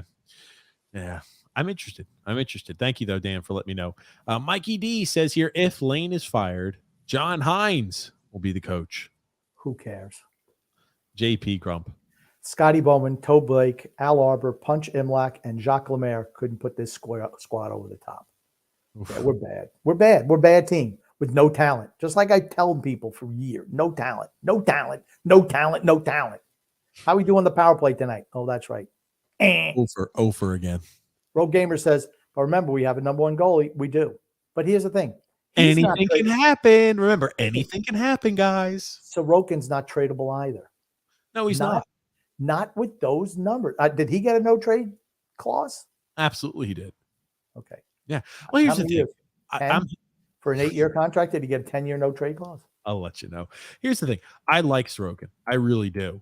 Now, the problem is our team is going to be in a full-on rebuild during the majority of that contract. That's the unfortunate thing. He'll waste his entire freaking career with us. And he only got 4 years of a no trade clause, a no move clause. Oh, he has a full no move clause. He has not a no trade clause. He has a full no move clause for the first 4 years, and then a modified no trade clause for the next 4. So just like Varlamov. Okay. No, Varley has a no trade clause. He has a no move clause. What's a no trade clause that you got to go? Trade clause means the player has to accept the trade. No move means can't move. Okay. Nick D. Grump. Dark times are here, closer than what you said, Grumpy. Well, I said we were here. We've been saying it for a while. We talked about how we've always said this. The fall from grace is hard and fast. Like you ever see you see the coyote going off the cliff. That's what it is. We're done. We're finished, cashed. State of survival, Grump. How much are season tickets? I don't know. That's the question. Drew L said, TJ, I'm confused. Is the secondary market just apps like SeatGeek and Ticketmaster? Yeah, that's what I mean by that. Just like purchasing it through a third-party vendor, or purchasing it where people are just trying to sell on the secondary. They're not buying directly through the source of the Islanders. So, yeah, I'm interested. I mean, you could get – I assume it's cheaper probably to buy tickets middle of the way through the season than it is to actually probably eat in the arena. That's probably what it is. You're spending more money on food and concessions than you do for the actual ticket cost. Think about that. Yeah. Robert Marshall said, showing that we had 95 shot attempts, most since 2015.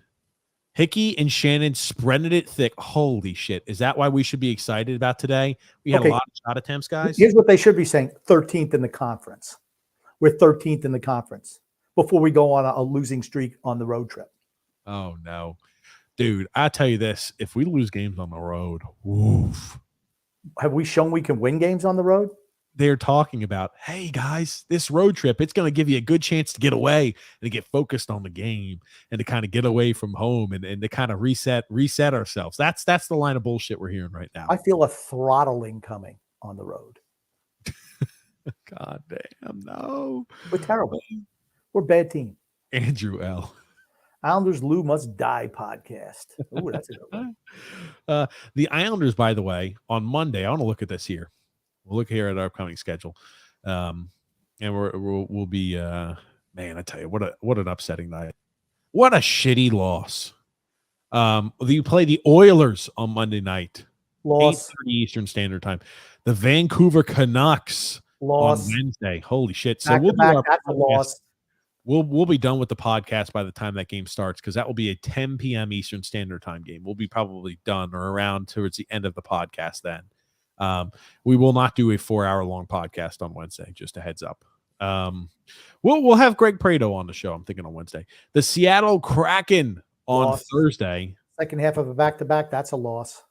And then on Friday, the Calgary Flames. That'll be a loss too, just because. Then we play the Flyers at home. We play the Flyers at home, the Loss. Senators on the road, and then the Flyers at home. That's another 3 losses.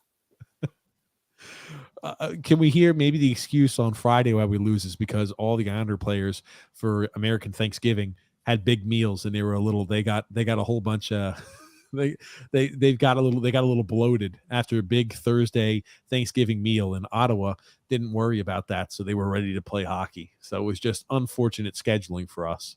Very much. Stephen C. Grump.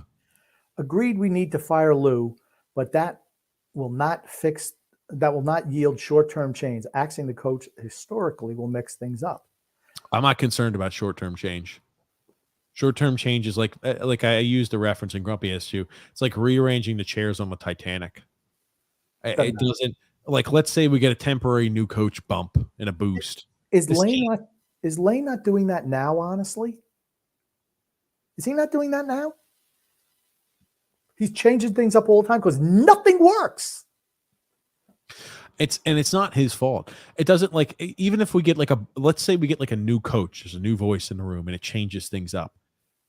Guess what? The problem is still we're not good enough to win a Stanley Cup. I don't care, new coach or not. We're not winning a Stanley Cup. This team is not good enough. The team that our general manager has assembled is just not good enough. It's the country club atmosphere that surrounds this team. That's what it is. And this is what happens when you have players that you come from drafting and they've spent over 10 plus years with the organization. The majority of these players have spent like the better half of more than a decade with the organization. Think about the core members of this group, right? They wind up all signing long-term extensions, so they're fat, dumb, and happy. You know, hey, there's no responsibility. Nobody gets benched. It's like you get benched or shuffled down for a line. All right, I'll try. I'll get back to my spot of being useless on the first line. I'm guaranteed my contract, and I've got it for another 6 years. Whatever. It's like they don't care, and they all get no trade clauses, no move clauses. No one's ever a threat. No one's under pressure to do anything. The captain of your team who plays on the first line and plays top power play minutes can have 2 points through 13 games. And that's no big deal. Don't worry about it, Anders. You get around. I'd rather eat all those contracts, drop all those guys, and just suck it up for a few years. Just say, we're getting rid of this dead weight on this team. We want hungry players on this team. We're years away from being a good team. Years. It's like a gangrene infection because that mentality spreads to players. It spreads. Oh, well, that's the mentality that Anders, our captain, has, and guys like Brock Nelson have, and guys like Scott Mayfield and Adam Pelech and Ryan Pulak and every other player that's been a part of an associate, or Cal Clutterbuck, Matt Martin, Casey Zizekas, all these players that have been associated with the teams for a decade plus. They all have the same mentality of, okay, well, we're going to try to win games.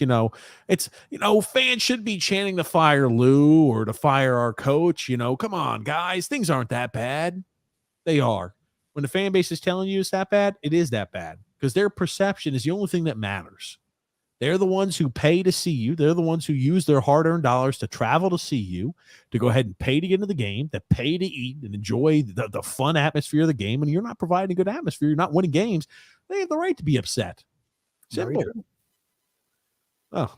State of Survival said, if we lose to the lowly Oilers, this season is done. I guarantee we lose to the Oilers.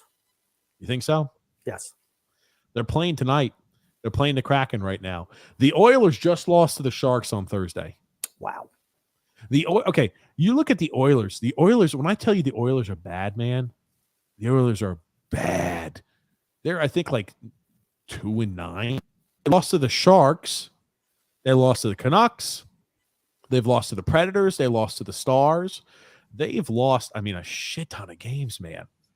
They lost to the Rangers, shut out by the Rangers, lost to the Minnesota Wild, lost to the Winnipeg Jets, lost to the Philadelphia Flyers. So what? 1, 2, 8, 9. So right now they have one win in their last 9 games. They've got a game ongoing right now, but they are really playing poor hockey. We're the get well team for them. We're the get well game come Monday. If we lose on Monday to the Edmonton Oilers, the fan base, I can only imagine how upset the fan base would be, Grump. Bad. It'll be bad times. Stephen M says here, Ledecky said, in Lou we trust. Unfortunately. Unfortunately, he did. Double out bug prep, Grump. They should blindfold Butch, and when he hears the shot, he said,